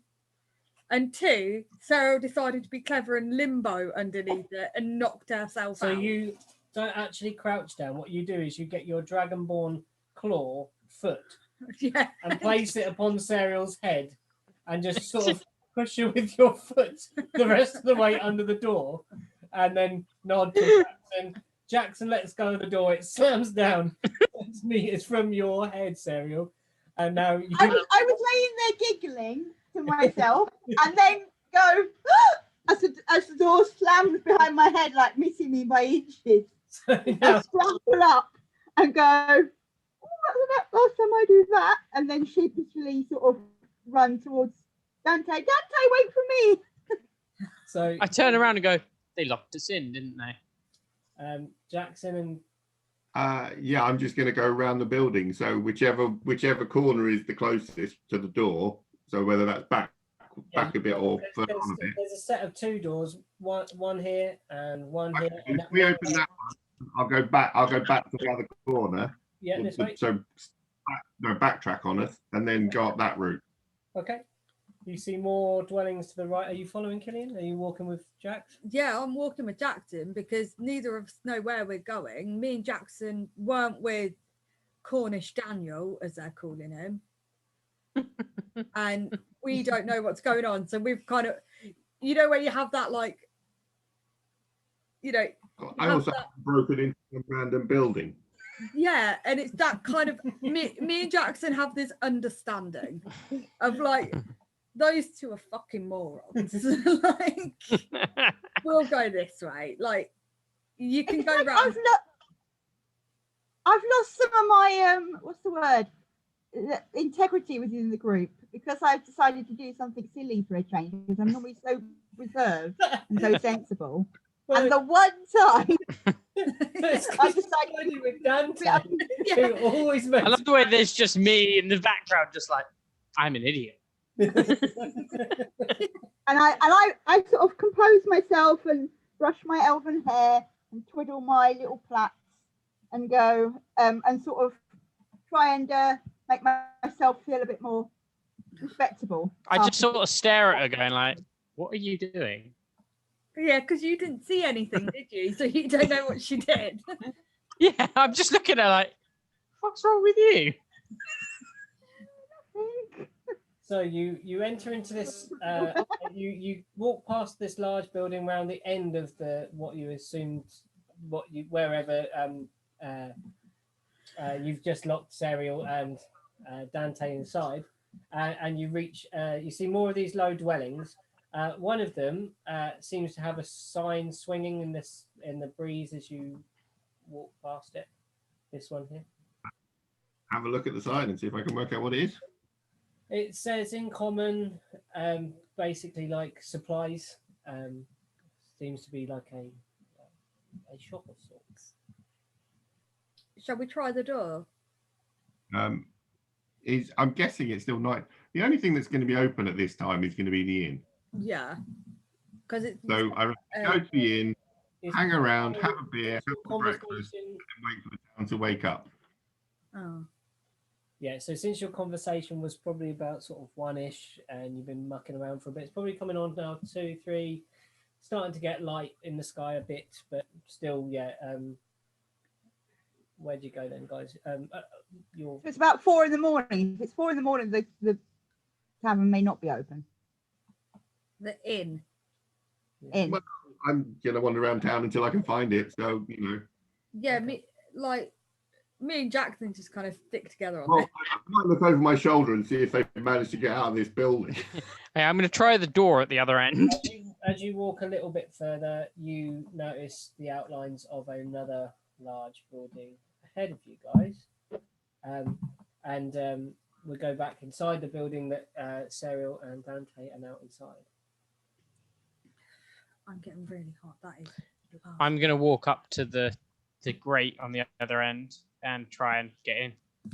Okay, you go to the door and Well, try and get out. Sorry. okay, how are Try you and doing get that? Tell me how that's happening. I'm just going to try. I walk up to it, look at it, look down. Do I see a handle on the floor? Make an investigation check. And Serial make a perception check. 15. Sorry, for investigation. You see that there is a handle on the floor level. Is that him? I bend down and try and pull it up. 12. You see Dante pulling at a handle on the floor. It doesn't move very far at all, like a couple of centimeters. I grab the handle as well and try and help him. I do a strength check. So yeah, okay. So it'd be an assisted strength check then. So Dante with advantage on the door. Yay. All right. Oh, I only got 6. I got a 19. Rolling twice. I got a 19. So you get the door to the level that you got it to last time, crawlable under. Back outside, you're holding it. You're having to hold it there at this point. So it feels like it's going to go back down. Yeah. So I go, Serial, go under and see if you can get the other two. So I've learnt my lesson and crawl under sensibly rather than trying to limbo this time.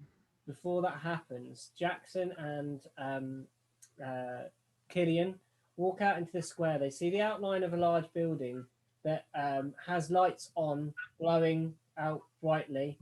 But then you hear the doors going on the huts along the right-hand side, the houses along the right-hand side, and on this one here. And out start walking some a various selection of humans dressed in what looks like wet weather gear, similar to what you so like long mats, big hats, leathers, kind of thing to keep waterproof. And they all start marching towards the fish market, the big building behind you. I'm gonna wander up to the closest one. At the inn. Oh, yeah, that's the end. Cool, thank you. And start heading towards the inn. They'll give you a kind of like, they don't really pay you much abide. They don't look like they want to be awake. They're all marching towards the big sort of shed, and they walk to the first door. Some of them head towards the second door, and as they approach the second door, they see an elf slide out from underneath the half-open door. Oi, what do you think's going on here? What's happening? Who do you think you are being inside there?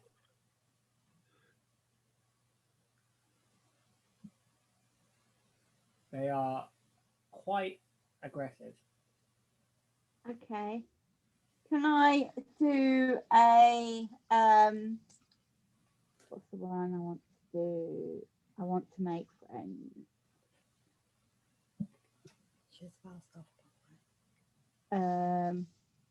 Is that like a charm one? Like charm offense or something? Persuasion. You'd have to do some RP and then role play it and then persuade them. Okay. Oh, kind sirs, I'm ever so sorry. My friends decided to play a awful trick on me, and they just shoved me in here and ran away, and I didn't know how to get out, and we just headed for the nearest door. They did the same to Dante, and we both got trapped in here. All we were trying to do was to get to the inn. We knew we didn't know where we were. I'm ever so sorry. We haven't stolen anything. You can check our pockets. We haven't stolen anything. We haven't touched anything. We simply just well, our friends, they threw us in here, and we were trying to get out. We're ever so sorry. Okay, make a deception check because you lied for the reason that you were in there. Yeah.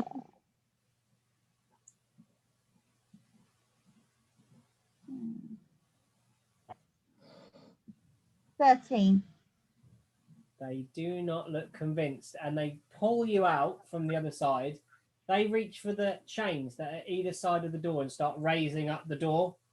I turn invisible and let go of the handle and stand completely still. Okay. They look in, and you look in, and you can no longer see Dante. I slowly start to walk so that the door's behind me now. Okay. And then I just stop still again. What were you talking about? You said you said there was another one in there with you. I thought he was. I thought he was behind me. Oh, I don't know. I hit my head. Are you feeling all right? My head hurts. Maybe you should go and see Miriam. Who's Miriam? But she's the lady that runs the herbalism shop. Will she be able to help me with my head? I banged it. You seem to have banged it quite severely. I'm not sure if you will be able to help. If you're imagining people. I think that's a good idea. That seems more than a mild concussion to me.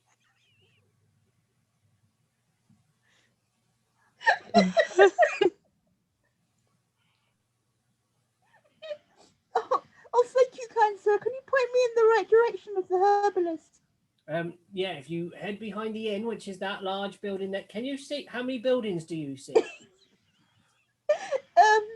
Just one big one, and then obviously the one behind me. Yeah, that's right, there's two. Yeah, head towards the smaller of the two, the one ahead of you. That is the inn. If you make your way around the outside, there is a small building the other side. You should be able to see which one is the herbalism shop. Thank you, kind sir. Thank you very much. They go about their business, edging away from you slightly, as you seem quite bizarre to them. They've never seen a concussed elf. In the gap they've given her, I sort of slink up, so I'm stood about that far from her back, Yeah. so that I can sort of slide through the gap without them noticing. So you make your way, and you're all standing in front of it in the square, across from an inn. Can I just go? Psst, are they still looking? And then I sort of give Dante the most evil side stare. To the And then I space look where at you think he at is. the people. I'm stood on the other side, and I just poke them and go, wrong side.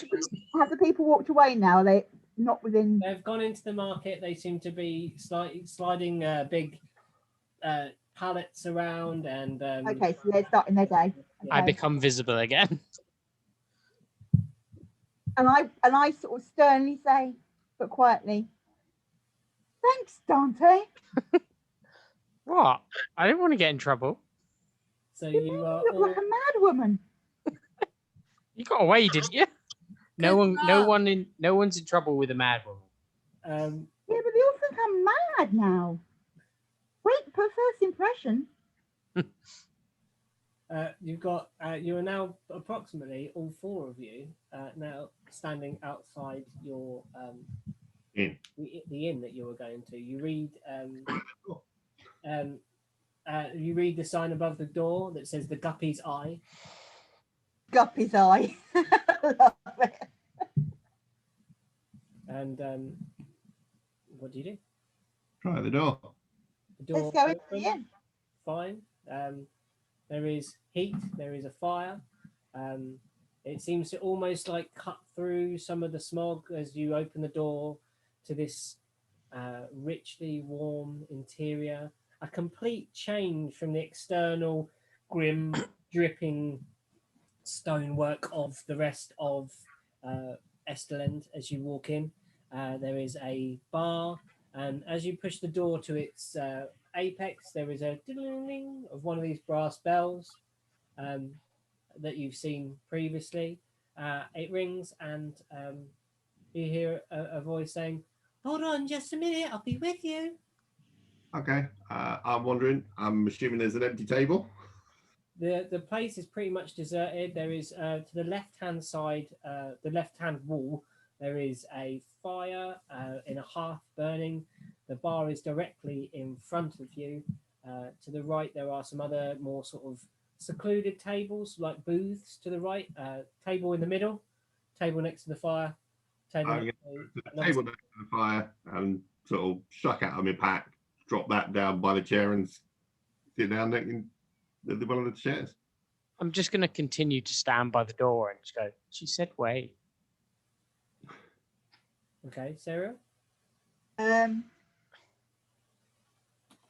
We'll wait for the lady to arrive, but I think Jackson's already bagged us a table. Gillian? Sit with Jackson. Killian goes and sits with Jackson. I'm just like, no, not sitting with those, not waiting with those. Like, Again, a human walks out from the sort of back rooms, the door opposite where Jackson and Killian are sitting, and she walks in and goes, I'm glad you made yourself comfortable. And then she turns and she sees the other two and says, oh, hello. And she greets you two more friendly. We haven't been rude. And Can I just sort of turn to the side? So I move the slide around us so that they see the scene and go.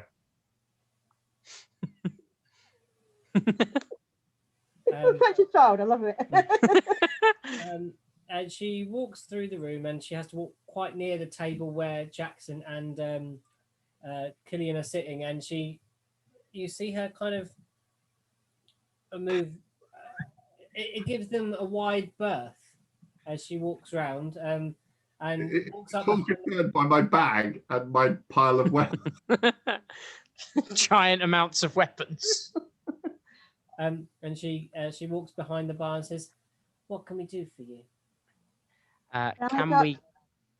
Sorry, you go. I was going to say, good evening.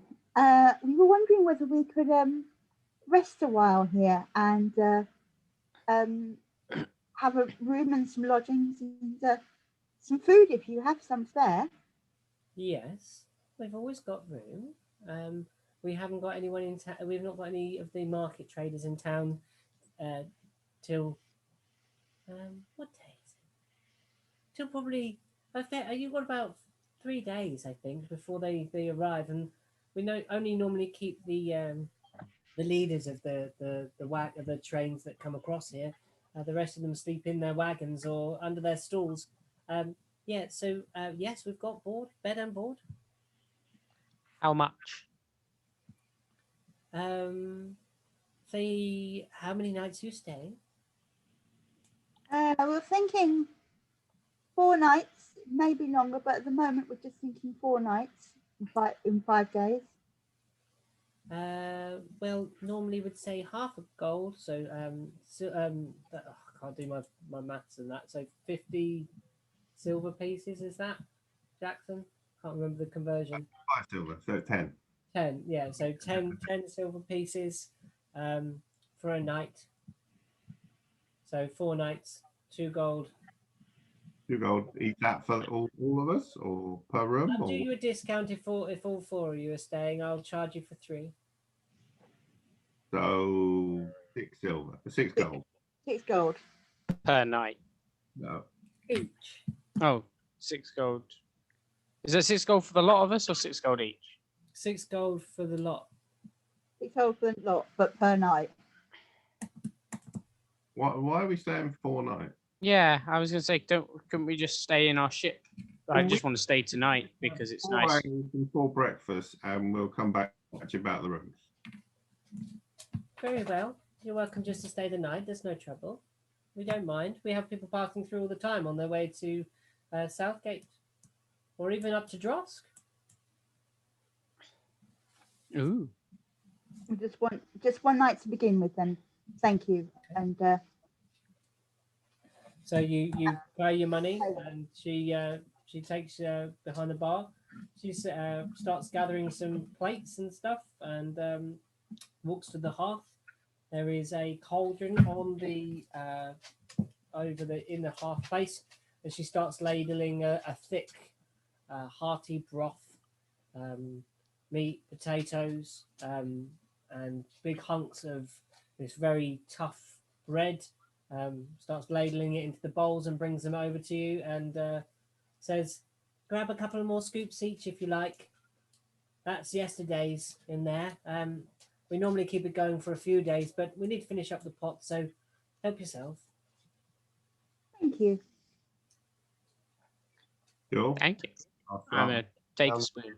Take a thing for. Yeah, and I take some more too, because we've all been like living on rations, and we're a good hearty broth will fill our empty stomachs. And what about you, Killian? What are you doing? You're sitting at the table. There's the broth and bread. Full history of eating stuff. Fish. Have we got any cutlery here? It's kind of one of those meals that you kind of use the bread for the soup. I just get the fish out of my pocket and lay it on the table. Get my soup and my bread, and I just start dipping the fish into the soup. Bit of bread. Bread in one hand, fish in the other, bowl of soup in the middle. Like, Dip. it's literally me with a Sunday roast, right? Imagine that, but fish and bread. Yeah, and that the cutlery you're using is edible. Yeah, imagine me with Sunday. Cutlery's edible. The plate's edible. Everything's edible. Yeah. So you watch this strange thing. You see Killian pull from somewhere inside of his clothing a large fish with a bite out of it, and then he starts scooping, but biting straight through the fish, eyes, head, everything. It's one of the most disgusting displays of culinary consumption that you have seen. That's feasting upon this fish head, dipping it in soup, running down the crevices of the scales round his mouth. You've actually never seen Killian be this passionate before. Just gonna sort of stare at him, like Staring at Killian, going, hungry. It's in my tiny little room it's in my bunk. Yeah, your booth. my booth on the ship. Mhm. Nobody sees me eat. I'm a foodie. Yeah, It's Killian pays you absolutely no abide to the stairs and seems solely focused on consuming. I'm just gonna look at him and go, I think I might go to bed and then go buy things in the morning. You realise, as you all are sitting there, that this is the first time that you've stopped. Really, there was always jobs to do aboard the boat, and there was always this shift work to do aboard the boat. This is the first time you've gathered round and shared a meal together, discussing as it is with Killian's eating habits. Hey, But this is the first time you've sat face to face, the four of you, and have the opportunity to talk of what your stories are, where you're going, why are you why Serial is intent on heading to Mordensow, what Jackson's motivations are, etc., and what Dante's motivations are, and what Killian's up to. just to let you know, while food is involved, I do not pay any attention to what he says. I eat first. So Killian just consumes and does not raise his head from his bowl. Does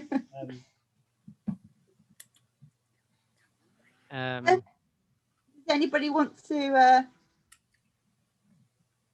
So I'm just going back to what we found. Jackson and Dante on another ship that was hitting an iceberg. I suppose I could just ask. I go like, so where were you guys headed when you found us floating out there? And Serial, you know you were heading towards the either Orcafell or towards this place where you are now to gain access to the ice bridge that joins together the two pieces of land. Yeah, we were heading towards the. We want to get across to the ice bridge that joins this continent to the next. And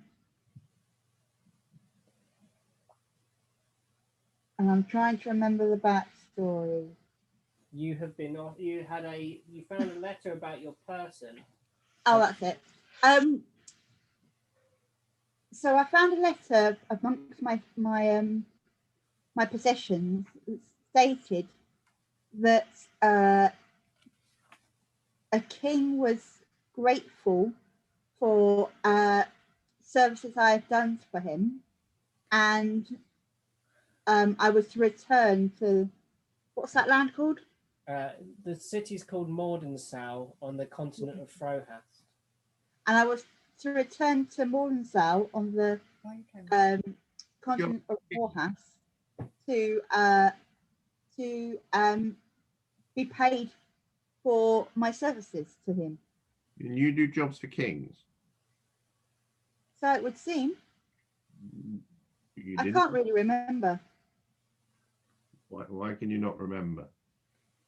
You think back to the time that you had been to Mordensow before, or had contact with those of Mordensow before, Serial. Mm-hmm. And you actually remember it was not at Mordensow that you helped the king. You helped his Prince Regent. You took him on a trip round your homeland, your home forest of Gargamel. Mm. And you were guiding him round, and sort of he was very interested in the arcane and magic, and you were showing him as a sort of like a royal, almost like a royal visit to the forest where you were. So what was the name of the forest? Gargamel. Gargamel. Gargamel. Okay. Is it the Smurfs? Yeah.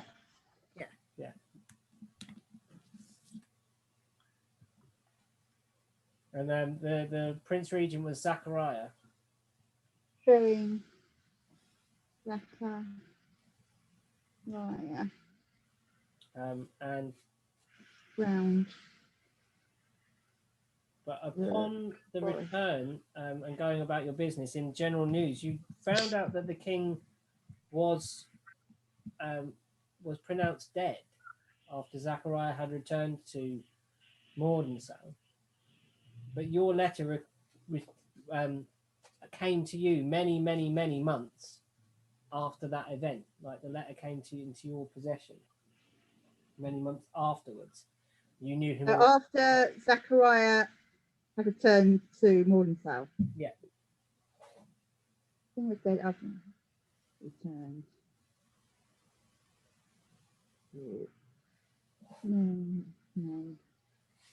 No. I know. Yeah, I can actually spell any of these. Can I just go to Jackson? So we're hanging out with people who know kings now. Letter came to me months later. So we don't know whether the letter was just delayed in the whole Kingdom Postal Service, or it may not have been a truth. You take out the letter and make an investigation check on it. So you got some time.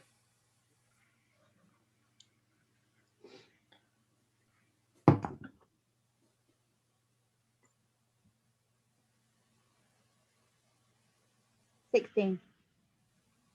The letter has the correct crests on the front and is sealed with the royal seal on the wax, but you don't know any more than that. So it looks like it. From what you can determine. And Dante, you hear the mention of Mordensow, and you know that to get to Mordensow you must cross the ice bridge. And there is the gate city on Gregdon of Southgate. Now this is where you were heading. You had heard of certain things occurring that would relate to your Abilities. abilities, your planar stuff, shall we say? Yeah. So when she says that, can I go, oh, I was headed nearby. I was going to Southgate, you say it was? Yeah. As I heard some entities had crossed from another realm or had been spotted. So I was interested in heading there to see what I could do to help. No. Killian's still eating. Yeah, I'm heading Southgate. Apparently there's some jobs there. People need hunting down. Do we already know each other? Me and Jax. I'm assuming we must. We were on a ship for a while. We were on a boat that was heading this way to get. Yeah, but your ship was kind of compartmented so that you had booked passage. You might have seen each other on the deck. It's up to you. Did you talk to each other on the ship previously to sinking? Tell me. I don't know. Jax, do you want to have known me? If you would have come over and talked to me, I'd have talked back, but I wouldn't have initiated any kind of contact. Say we were courteous. We were courteous, but we didn't have any long conversations with each other. Yeah, you didn't have this kind of sit down chat discussion. No. We just knew we were going in the vaguely the same direction because that's where the ship was going. You kind of didn't grab you kind of said, "Oh no, you first," when it was croissants at the buffet and stuff like that. Yeah. No, I said me first. Yeah. The orc just pushed me out the way. So you look out the window as you're gathering around and Killian's coming to the end of the meal. and you look outside and you start seeing some brighter sunshine. Some of the fog is now clearing round the town as you look out, and the beds are. The maid behind the bar says, "Beds are ready when you're ready." Thanks. Thank you. Thank you. Another one of these, and I'll pass it back the empty ale jug. Yeah, and she pours you another and fills up your tankard. And she said, "Would you like something like a nightcap to go in that?" No, this will be all right. You sure? Put you out? You what? Are you sure it'll put you out like a light? I'll be fine. Okay, so she just pours from a keg and places another frothing ale on the table for before the Orc Jackson. I'm just going to ask her where the best place to buy armor and weapons is nearby. It's in this little shop. You should have parted. Did you come up from the harbour? Yes. There's a little shop just under. If you step out of here, you'll see three buildings in a row. Mm-hmm.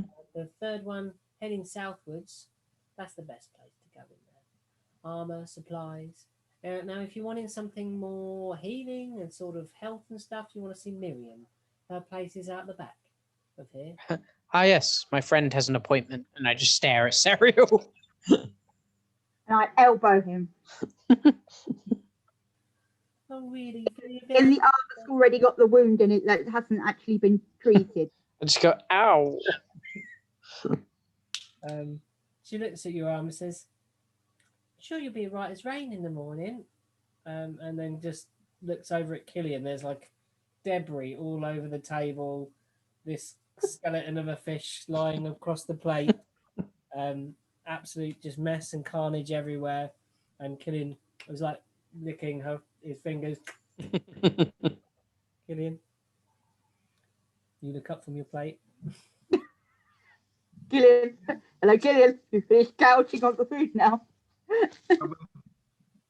Yeah. So yeah, she's offered you your beds. Your beds are ready to go. I think we were going to have to lay down. I just sit back in my chair and like, pat my belly, and without saying a word, just stand up and walk away. Walk up to the bedroom. Like, Yeah, Yeah. but so the beds are towards the back corner. There's a separate section. As you walk through, you notice out there's a side door here that leads out into sort of an area of stables. There is a pig being kept out there also. Pig! Chicken coop, and there is like a stables for tying up horses and stuff. And there are beds made up ready for you guys to sleep. And you sleep and you take a long rest. Isn't the herbalist place meant to be up the back there as well? Not inside the same building. She indicated it was out the back of Oh. the place kind of thing. Okay. Okay, so you wake in the morning and you consume your breakfasts with at the inn, and the fog has cleared quite considerably by morning, and you can see a lot further afield in your space. Let me just give you a bit of a better zoomed out picture of what you're looking at. Have we had a short rest or a long rest? That's going to be a long rest for that one. Yay. I'm fully healed again. I do as well. And you step outside and you're in the market square here. And as you look across, you see the fish market busy with people, boats being kind of landed, brought to one side, fish being weighed and counted and salted, and then sent off. And the rather harassed workers that you saw earlier kind of glance up and notice Serial.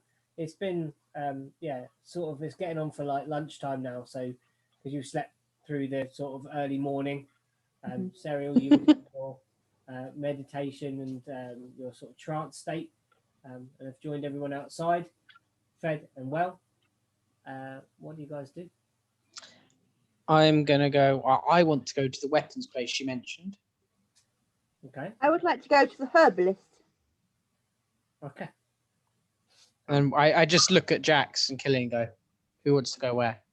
I was going to suggest we go and see the dock marshal and see if he wants to buy the gold boat underneath ours. What, buy our submarine? Our yellow submarine. Well, we ain't going to use it, and I'm sure it's worth a fair amount. Oh yeah, you can go and negotiate with him if you like and see if you can sell it. Okay. If he hasn't got the money, do you want trade? 'Cause I'm guessing I'll- horses you can get across the I south. will go with Jax because I'm hoping to get extra money to buy more weapons with. So you start making your way there.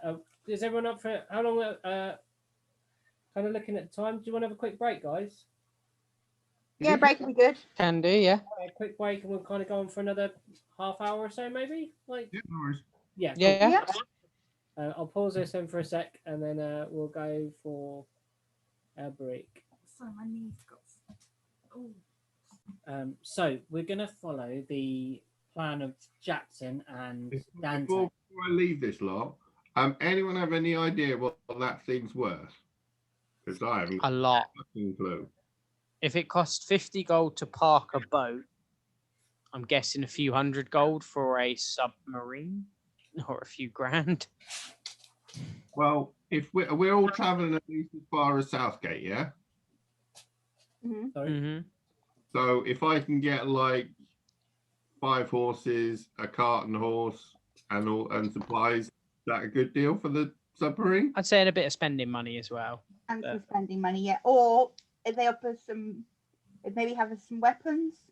Or any enchanted items. that Yeah, sort or of stuff. enchanted. Yeah, enchanted items would be good for me and Or Sunset. what? Did anyone actually check it out? Is it a magic little boat that goes underwater? It seems to be an artificer sort of design from what I saw when I Mhm. went in, I think. Hang on, should we go and have a chat with our purple girl? Can do. Well, she's going to know a bit about this stuff, isn't she? That's what she does. I just sort of slowly slink back so that I don't have to speak to her. So You mean the halfling? no, the No, No, the tiefling. Tiefling. Whatever her name is, in Luxeth. Eluxeth. Yeah, she knows about that sort of stuff. Why would she know about the submarine that the lizards were travelling in? Well, she's like an artificer. She revealed to you that she's some sort of tinkerer of artifacts and things like that. That she might be some sort of artificer herself. Well, why don't we ask Charles to find out for us? Because he's back on the boat and they have an interesting relationship, so we say? Well, I was just going to go and ask her what it was, what it did, and how much she thought it was worth. Didn't think it I'm was just that. thinking that Charles might be able to get some more detailed information from her. She might be able to give you some basic information, but Charles, because of the relationship they have, might be able to gain some more insightful information. Okay. So you head your way back down to the boat. Yeah. and In that case, I'm going to not go with Jackson. I'm going to go to my armor shop, my weapon shop, because I don't want to speak to Jackson's the going to the tiefling. boat, you're going to the armour shop, and I'm going to the herbalist. Killian, where are you heading? Nothing like splitting the party. So where's everybody heading? I'm that way. So Jackson and Sarah are heading back to the boat to try and get Charlie to ask Eluxeth if she knows. No, I'm going to the herbalist. I'm not going with Jackson. Okay, Jackson's on Moving his in 3 way. different So directions. And you're Charles picking fourth. at the boat, who and not to ask Eluxeth what the submarine's worth. Yeah. Then Sarah's going to go and have her head checked out, and Dante's going to go and see if she can buy some stabby things or some Okay. equipment So I'm gonna go to the supplies place, with the boat supplies or the other supplies place. the little supplies hut that we saw Yeah, on yeah. the way out. Cool. Yeah, to the you inn. saw- you said- Jackson saw on the way up to the inn. okay, That's the one that Dante's going to, I That's think. where I'm going, I think. cool. Okay. Yeah, that's correct. Well, So- Jackson didn't see it, so No. it would help if I went with him. wouldn't Oh, it? Makes more sense. Dante didn't see it, you mean? Yeah, Oh, I didn't see Dante it. didn't. Sorry, but Dante but didn't see Dante it. did Jackson get did. some advice from about where it was. Yeah. So, but the I'll end. go with him Yeah. because I want to have a mooch round. So, Serial, you head your way around the back of the building, and you see tucked away behind a building at the back. You see one small house, and you see another larger building around the back. You see a plume of coloured smoke coming from the top of the chimney that sits on its roof. It is rich smelling incense and cedar wood burning. Beautiful, kind of thick, welcoming smell. Not the kind of dank smell of fish that kind of clings to the rest of the town, as this seems to be its main import. But also, it smells incredibly strong most of the rest of the place. The dampness is in the bricks, in the very mortar of this place. It clings to everything. You also notice as you walk round a long building with a circular section towards the back end. You see above, as you look up, you can see 2 towers that stick up above the place. It looks like a place of worship of some sort. You the guys church then, yeah. shop, and you see a sign on the door. So same Oh shit. same back in 5 minutes. Okay. Out to lunch, back in 5. And Jackson, you make your way down to the boat and see that it's you see Charlie on deck with a big plate of food, discussing some sort of recipes with Runist. Yeah, you just add salt and then a little fine bit of this and that, and put in a pot and Bob's your uncle, really. And Runist seems to be taking notes, but kind of not looking like he's actually taking any notice of Charles, really. Like he thinks Charles doesn't have a clue about what he's cooking. Well, how I look at Charles. All right. Ah, Jackson, yes. How are you doing? We Yeah. didn't see you back aboard the boat. Oh, Everything leftovers from yesterday. I came to see you and Alexis. Oh, yes. She's about, yes. Well, okay. What we need you to do is ask her what she knows about the gold boat underwater thing. And is it magical? Is it a machine? What it's worth? What it can do? Apparently, that's her skill set, and you get on with her. So can you go and find that stuff out? Well, in fact, shall we go and have a chat with her, and we can go from there? Okay, so you walk up the gangplank and you walk down to the basement of the boat again. Charles leads you down there, and you see Eluxeth in the dark again, tucked up in the corner, talking quietly to the dog. She doesn't notice you when you first walk in, and then kind of turns around and slinks towards the back of the boat in the same place where you actually found her crouched. It seems to be her safe space. You want light down here. You like sitting in the dark. I find it comforting. It's where I've spent most of my life. But you could have torches and have light in here, so you could read a book or see what the dogs are doing. And she says, with these eyes, and you look at her eyes and they're completely yellow, with a black fine slit down the middle, like thinner than a cat's eye, almost like a cut, like a paper cut. In the dark too, but it's much better to see in colour and see what's going on. I've just always felt safer. But that's why I joined you guys. Why I followed Charles here. I felt like maybe I can start coming out of my shell. Maybe start doing something. Maybe make something of myself. Well, we have some questions about the boat that we're tagging along underneath that you had a look at. The submarine? Yeah, that. That's what they call them, submarines. underwater, under the water. They're incredible inventions. Well, is it magical? Is it? What is it? I wouldn't say it's magical. I think it's just a very clever artifice. Just mechanical cogs. Gas. Okay. It contains things that would baffle most people, I imagine. Well, okay. What is it? How does it go? Do you know how fast it goes? How long it can be underwater? I can't fit inside. I could only get inside the main cockpit where Dante got to before. I could barely reach the controls. I had Taj go in and have a look. Taj had a little peek round inside and said there was a set of controls and it looked pretty speedy because it's quite light. It's just looking at selling it to the harbour master, and we want to know how much it's worth. A lot. Something like that. I don't know where those. You said it was kobolds in it. Well, that's what came out of it. I don't know where they would find something like that, but they must have stolen it from someone. It's not of their invention. They don't have the capacity, as far as I know. I've never met a smart kobold in all my life. And there are many of them lurking around Jurosk. So, how much is a lot of a lot? I mean, are we talking, enough to buy the village, or enough to buy a couple of horses? You could buy horses, a carriage, probably a couple of carriages.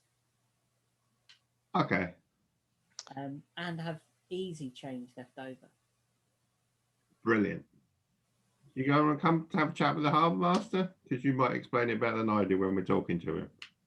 Sure, I'll come. She smiles for the first time that you've seen her smile. Lots of fangs. And there are a set of perfectly aligned, like razor sharp, like the bit that you tear off tape on a tape dispenser. Yeah. Like two of those perfectly enmeshed in her mouth.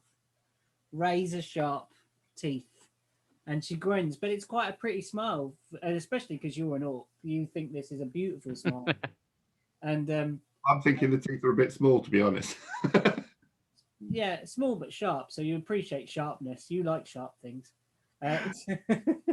You proceed up deck, and Charles says he motions at Iluxeth and says, "Go on," and actually just sends Iluxeth off with you. Okay. And you head towards the harbour master's office. Yeah. She takes you take her inside and propose what is happening. That you wish to sell a boat. He says, "What, you're a big ship there? Welcomely take that off your hands." Well, I wasn't thinking about that one. But out of interest, how much would you be interested in paying for that one? Just so we could sort of think about that as well. No. Well, a ship like Yeah, I think you just realised what I just realised. No. I'm not selling it. I'm asking how much you'd pay for it. No. Concentrate on the submarine, otherwise you give him ideas. But he doesn't know we have a submarine. We actually never told him, so he might try and charge us extra for docking it. Yeah. Even though we didn't dock it. We haven't docked it. It's docked on our boat. Yeah, but he doesn't know that currently. It's our life raft. To be fair, I wouldn't sell it to him. I'd wait till we get to a big city, because by the sounds of it, no one here is going to be able to afford Carry it. submarines to big cities. We can on our boat. We're going to There Southgate. are 3 places we can dock this boat, and this is one of them. We're going to Southgate after this. No, we're not. We're going on land to Southgate. You can't get to Southgate on the boat. Then why can't we sell the big boat? Well, that's why I just asked him how much he's willing to pay for it. You guys aren't even there, so shut up. It's the most circular conversation. We need the boat. Keep the big boat. I'm not selling it. Just shut up. You're not there. Go. You're talking to a person about a concussion. Yeah. So he says, "Well, that'll be. I'll probably do the boat for about the big one. 4.5, 4,500. Okay. But no, we got our little lifeboat that we're looking to sell. Lifeboat? A couple of hundred, maybe 100. This lifeboat. Well, this is a special lifeboat. A special lifeboat. Like it's like a mechanical thing that goes underwater and is self-propelled and like is almost magical in what it can do. A magical boat. I said almost. It's mechanical. Eluxeth walks sort of in front of you, comes out from behind your gargantuan shadow and comes forward and starts scribbling on a piece of paper or a piece of parchment, taking his pen out of his hand and just starts drawing and sketching out the shape of this thing. And you see the guy's eyes begin to widen and widen and widen with this kind of blueprint that she's almost drawing on the paper in front of him. Yeah, that's what we're looking at selling. One of them. And she stands back looking a bit kind of like blushing slightly, going a deeper shade of red that she goes, reddy purple that she goes. And he looks at you and says, well, that's a different matter. You say this goes under the water. It's a submarine, like under the water. I see. Well, and you see him almost like this is the first time you've seen this guy lost for words. You want to come and have a look at it? He walks with you to the boat and you raise it up over the side so it's above water, the top of it, and you can see the hatch that you get into via it. And you want me to lower you down and you can have a poke around inside? Harge can show you around. Okay, so he goes, I'd very much like that. And he climbs down on top of it. I'll give Taj a shout so you can like escort him down. Taj walks over, the same accordion sound that accompanies her everywhere that she goes. Taj, this guy wants to have a look around in the submarine and like you know it the best. I suppose so. She says musically and like annoyedly, climbs inside with the guy and they look around and he comes out and you see they spend about half an hour.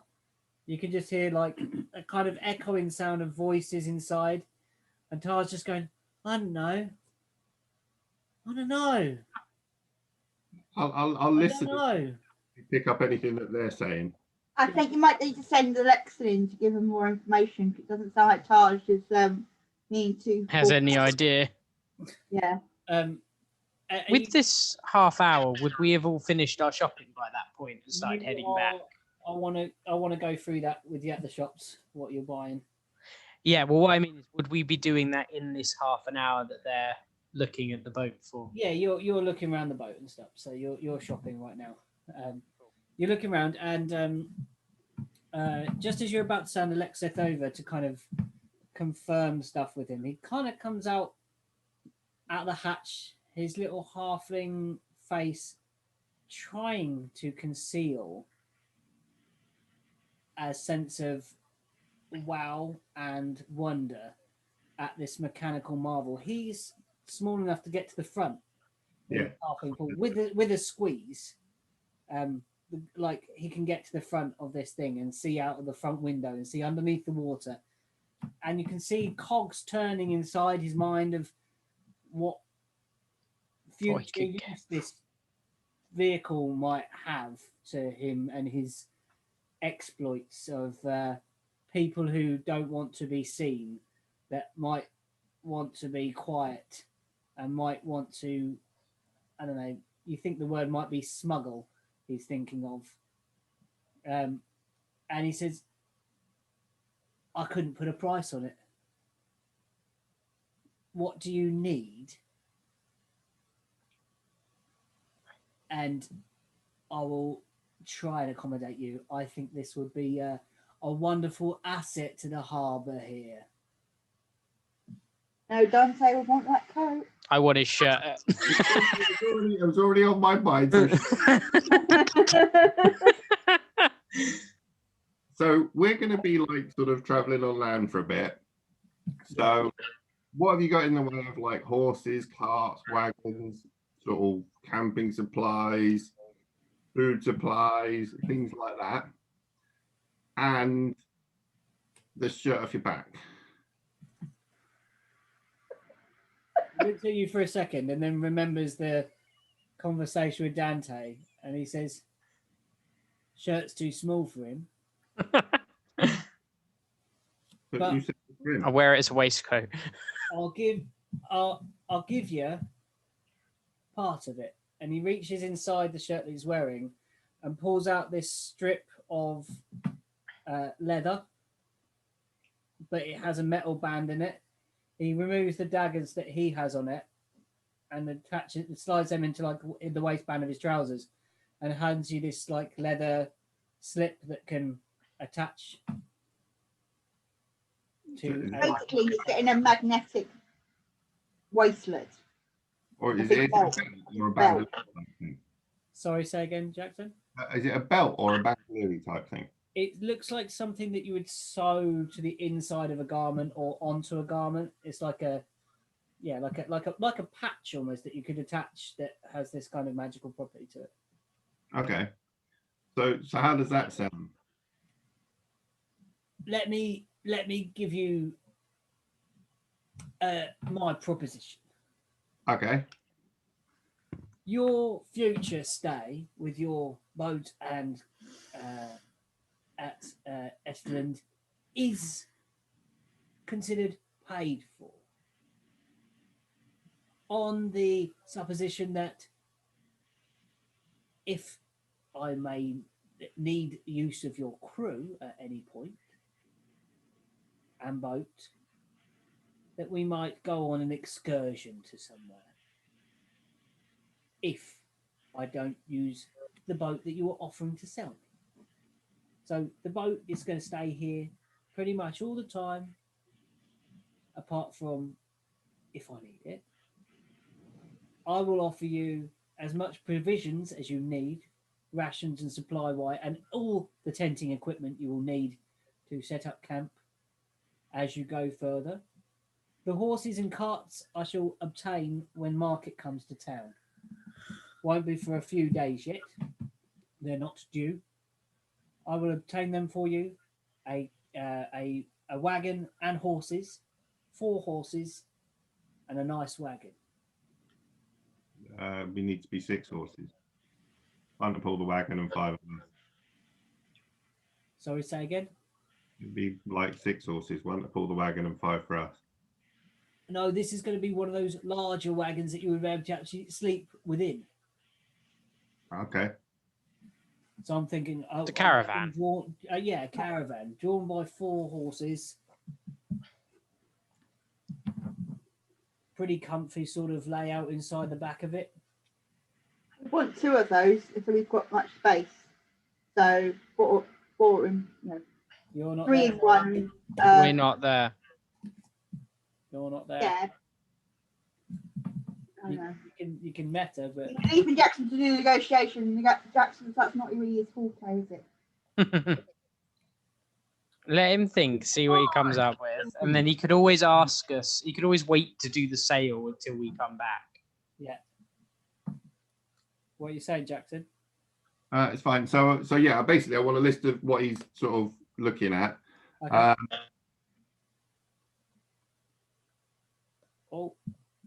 Okay. Could you do a couple of riding horses? Well, since yes, like I said, I couldn't really put a price on it. He seems to be getting more frustrated. But yes, a couple of riding horses as well. Weapons? Anything else to sweeten the deal? A refund on your previous docking fee. Yeah, Okay. Leave it with me for a bit. you know what we got. We're going to be here for a few days because if the market's not in town for a couple of days, then we ain't doing anything till then. So I'll give him back his leather strippy thing. All right then. He looks at you as you hand this thing in his hand, and he looks like he make a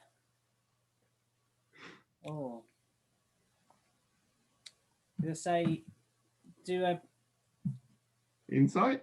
yeah, like an no, it's like him. He's gonna make an insight. Okay. Am I rolling anything? No, I'm just trying to work out what he's doing. Like, sorry, I'm trying to work out. So he goes, and he feels like he's almost losing the deal. Like he might not be able to get this sum. Like it might go to somebody else. And he says, look. Let's put the money that I said I'd pay you for your big boat, 4 horses, caravan, 2 riding horses, and all the supplies you need. And the stripping dog. And the and this, yeah, and the returning strip. All right. Let me go and have a chat with my compatriots, and I'll be back to you shortly. He goes, yeah, as quick as you like. Yeah, lovely. I'll get someone to polish the boat. Okay. I'll get someone to polish the boat. You leave, and he shouts at a load of lackeys and says, "Oi, get cleaning this boat! You see the barnacles on the front of it? Get up here, you lackeys!" If while you're at it, if you can get someone to like write the name on the back, that'd be great. Not the Piosaurus either. Your Saw Slayer. Yes. The Peace Slayer. Yeah, I'll get someone to illuminate that on the side of the boat, real fancy like. Thank you. Piosaurus, not the Peace Slayer.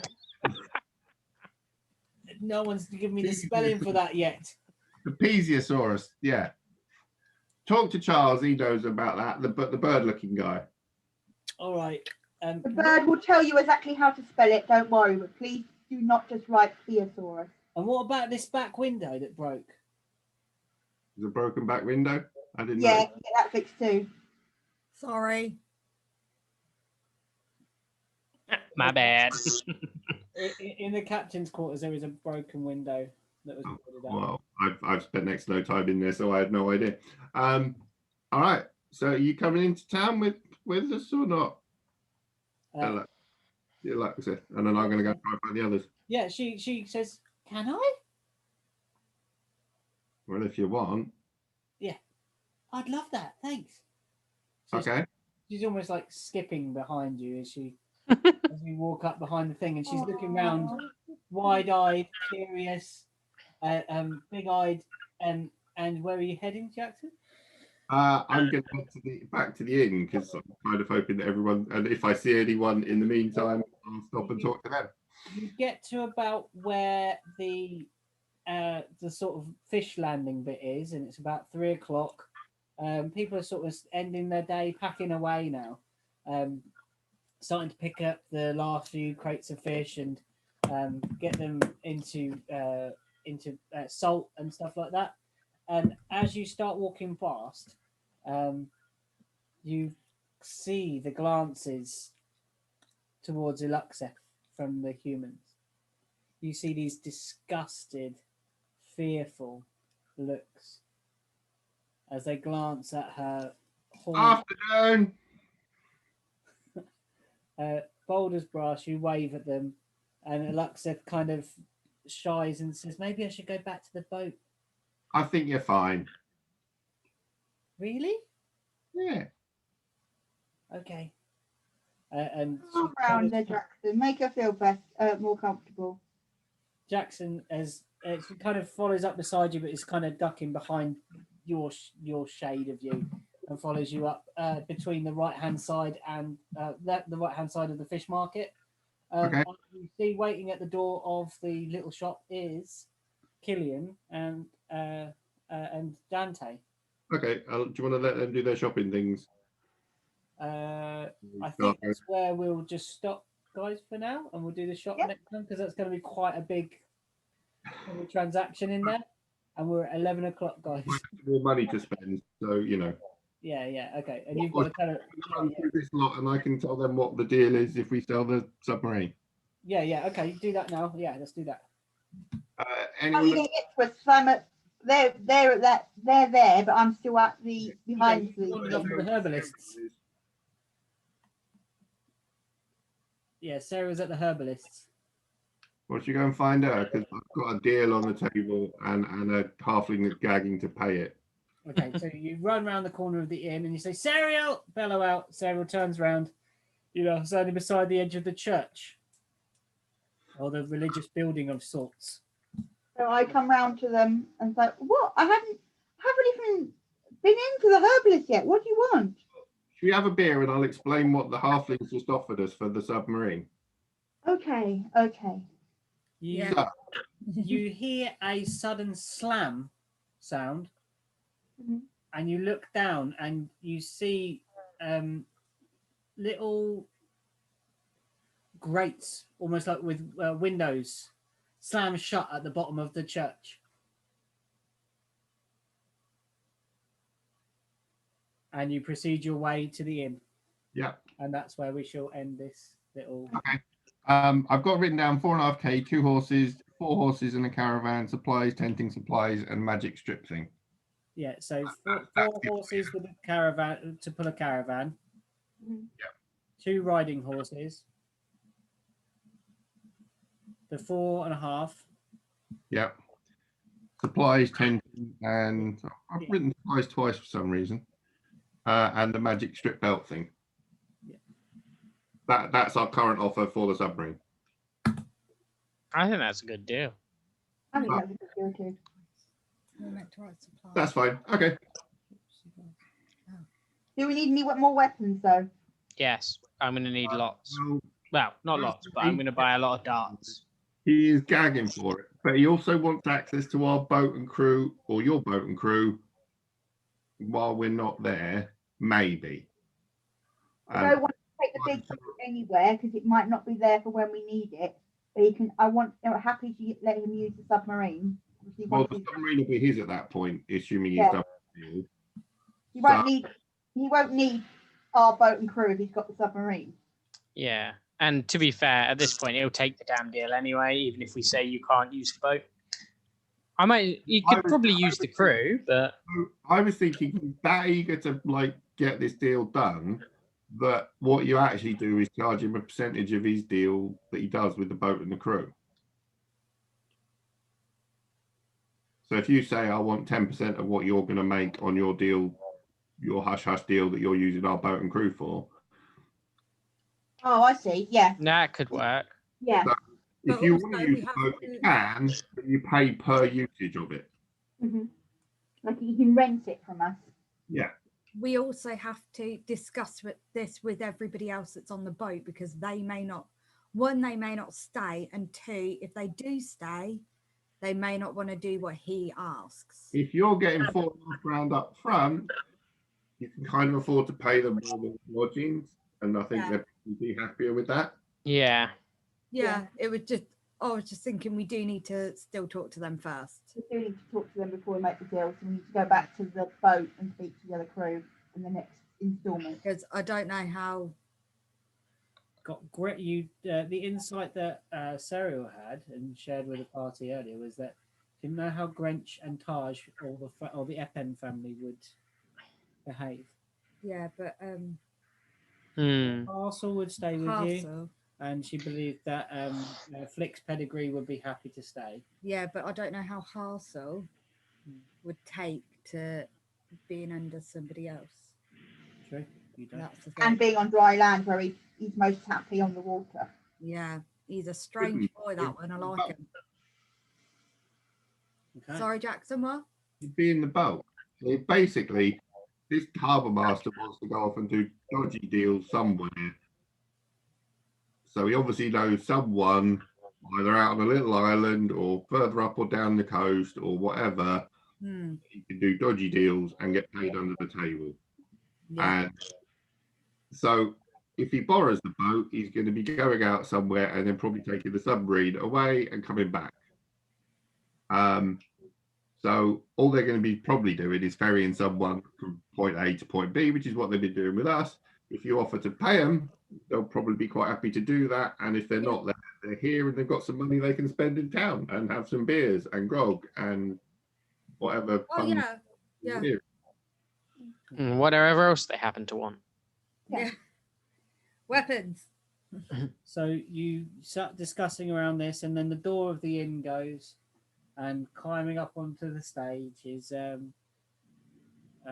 there's a few more people in the bar this time, consuming their food, and Taj climbs up on the hearth where there is a small stage been set up in the corner near you guys, and sits upon a stool, and begins playing a jolly little tune, jolly but also with a hint of melancholy, like happy chords, but something quite sad and haunting about it, as you discuss how you're going to do your boat, what you're going to do next.